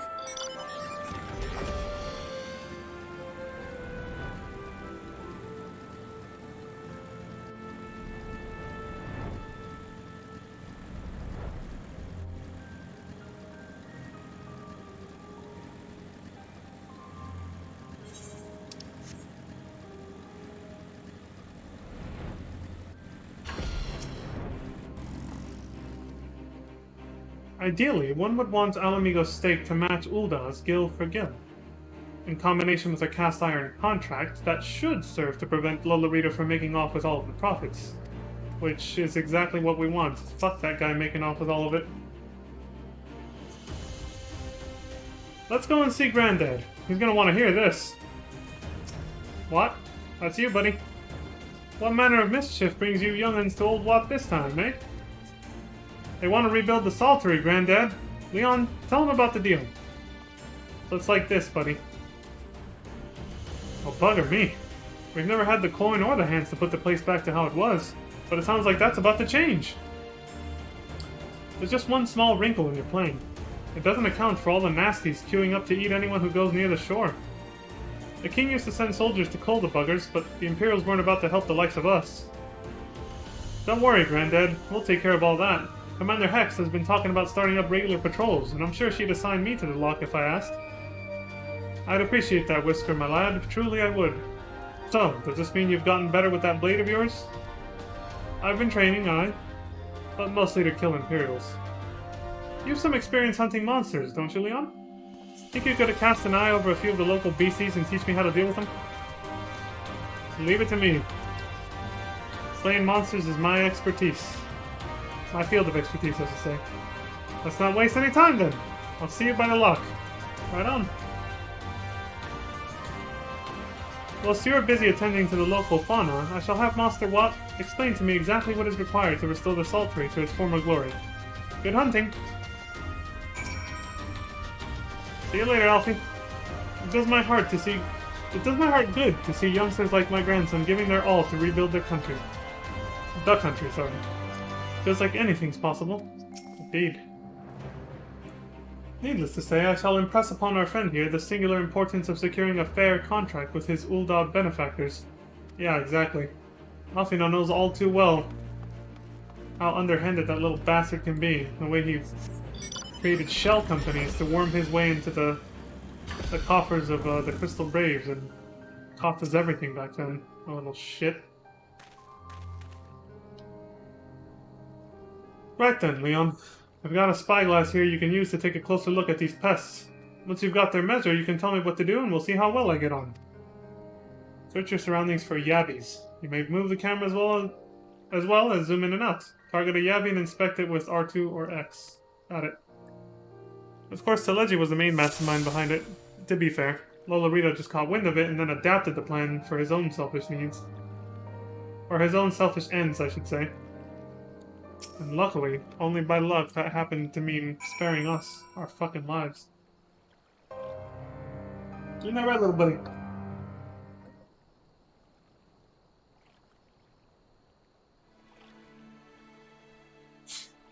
That doesn't support him very well. He falls over. Can you guys even see him? Oh no, he's out of view.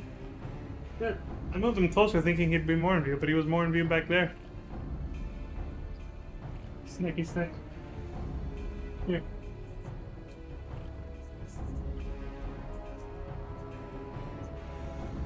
He's gonna fall over if I prop him up, so I just let him on the side. The Yabby's entire body is protected by a hard carapace, but the underside of the head looks soft and vulnerable. Ah, looks like you found the Yabby. They say hitting their shells like smacking a rock. Any suggestions? Aim for the soft underside of the head.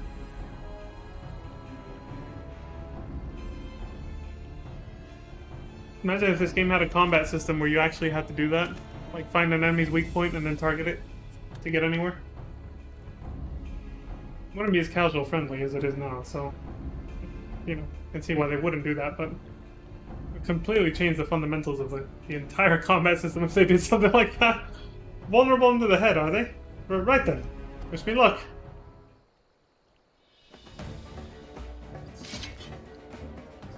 Go get him, Whisker.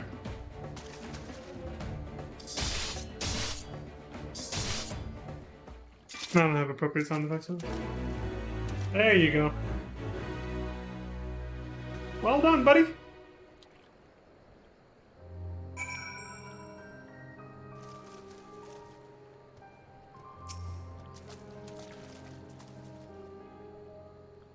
Thanks, Leon. I did just as you told me, and the wavekin went down like a sack of popotos.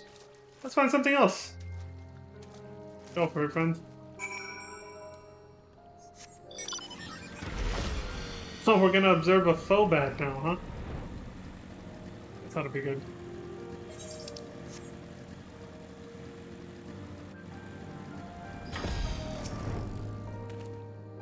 I think I can handle the yabbies now, but we should try something different. What else is out there? Search your surroundings for faux beds. Even at nighttime, even at night, I love the music here. The eye.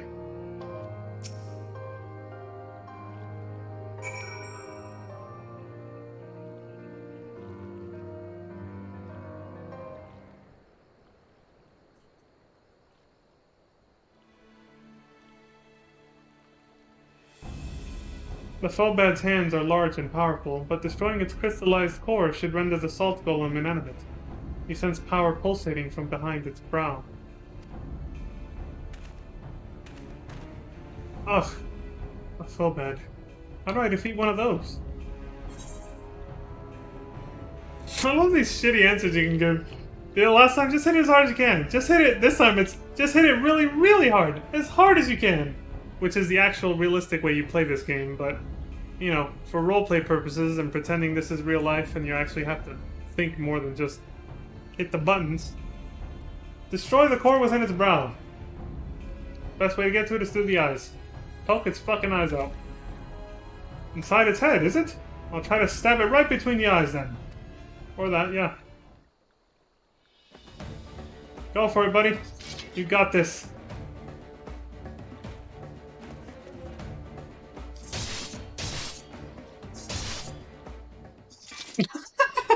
God, it looks hilarious when it's dead. It just flattens on itself.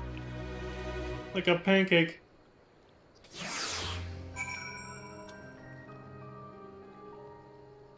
It sort of melts. Whoa! That one's fucking huge! What the hell is that? Tall tale? Let me read this real quick. Tall mountain. Holy shit, that guy's huge. Alamegan resident Tall Mountain woke this morning with the city watch at his door, claiming he was under arrest for crimes he has no recollection of committing. At the same time, a burly, wan-faced Hellsguard appeared in the locks, covered from head to toe with blood that did not appear to be his own. Could this imposter be the true culprit? What the fuck is this thing talking about? Why is this thing a part of it? It's crazy. I'll give you half an hour to kill that thing. Obviously, I'm not going to take it down. You have to sink down, and that, by myself, that'll probably take forever. It's not easy. Fighting with the Liberator of Alamigo watching your every move. But I got the job done. Thanks for the advice, Leon. I feel a lot better prepared for my patrols now. Any road, we should head back to the Saltery before Granddad starts to worry I've been snipped into pieces and fed to a Yabby's hatchlings. That is not a good way to go. I mean, it doesn't sound like it. Jesus. Fuck. I'm actually closer like this. Not by a lot, but... closer is closer.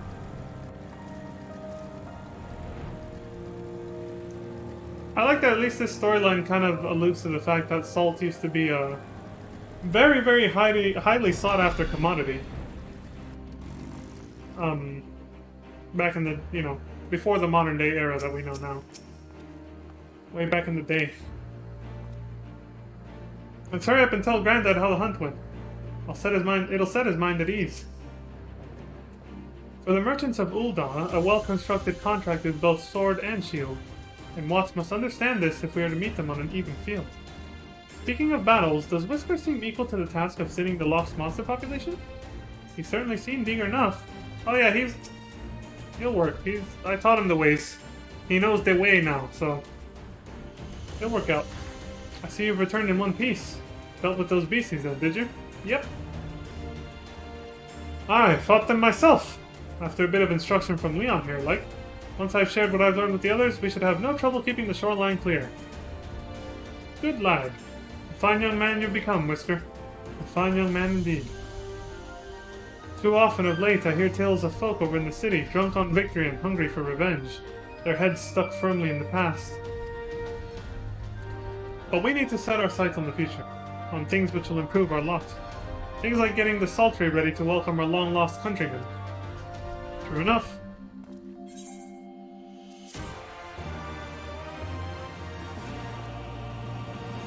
Anyway, I said I was gonna take a break, and I'm taking one, because, shit, that alone already took like another 15 minutes. Jesus. I'll BRB to close this out. Enjoy the awesome music.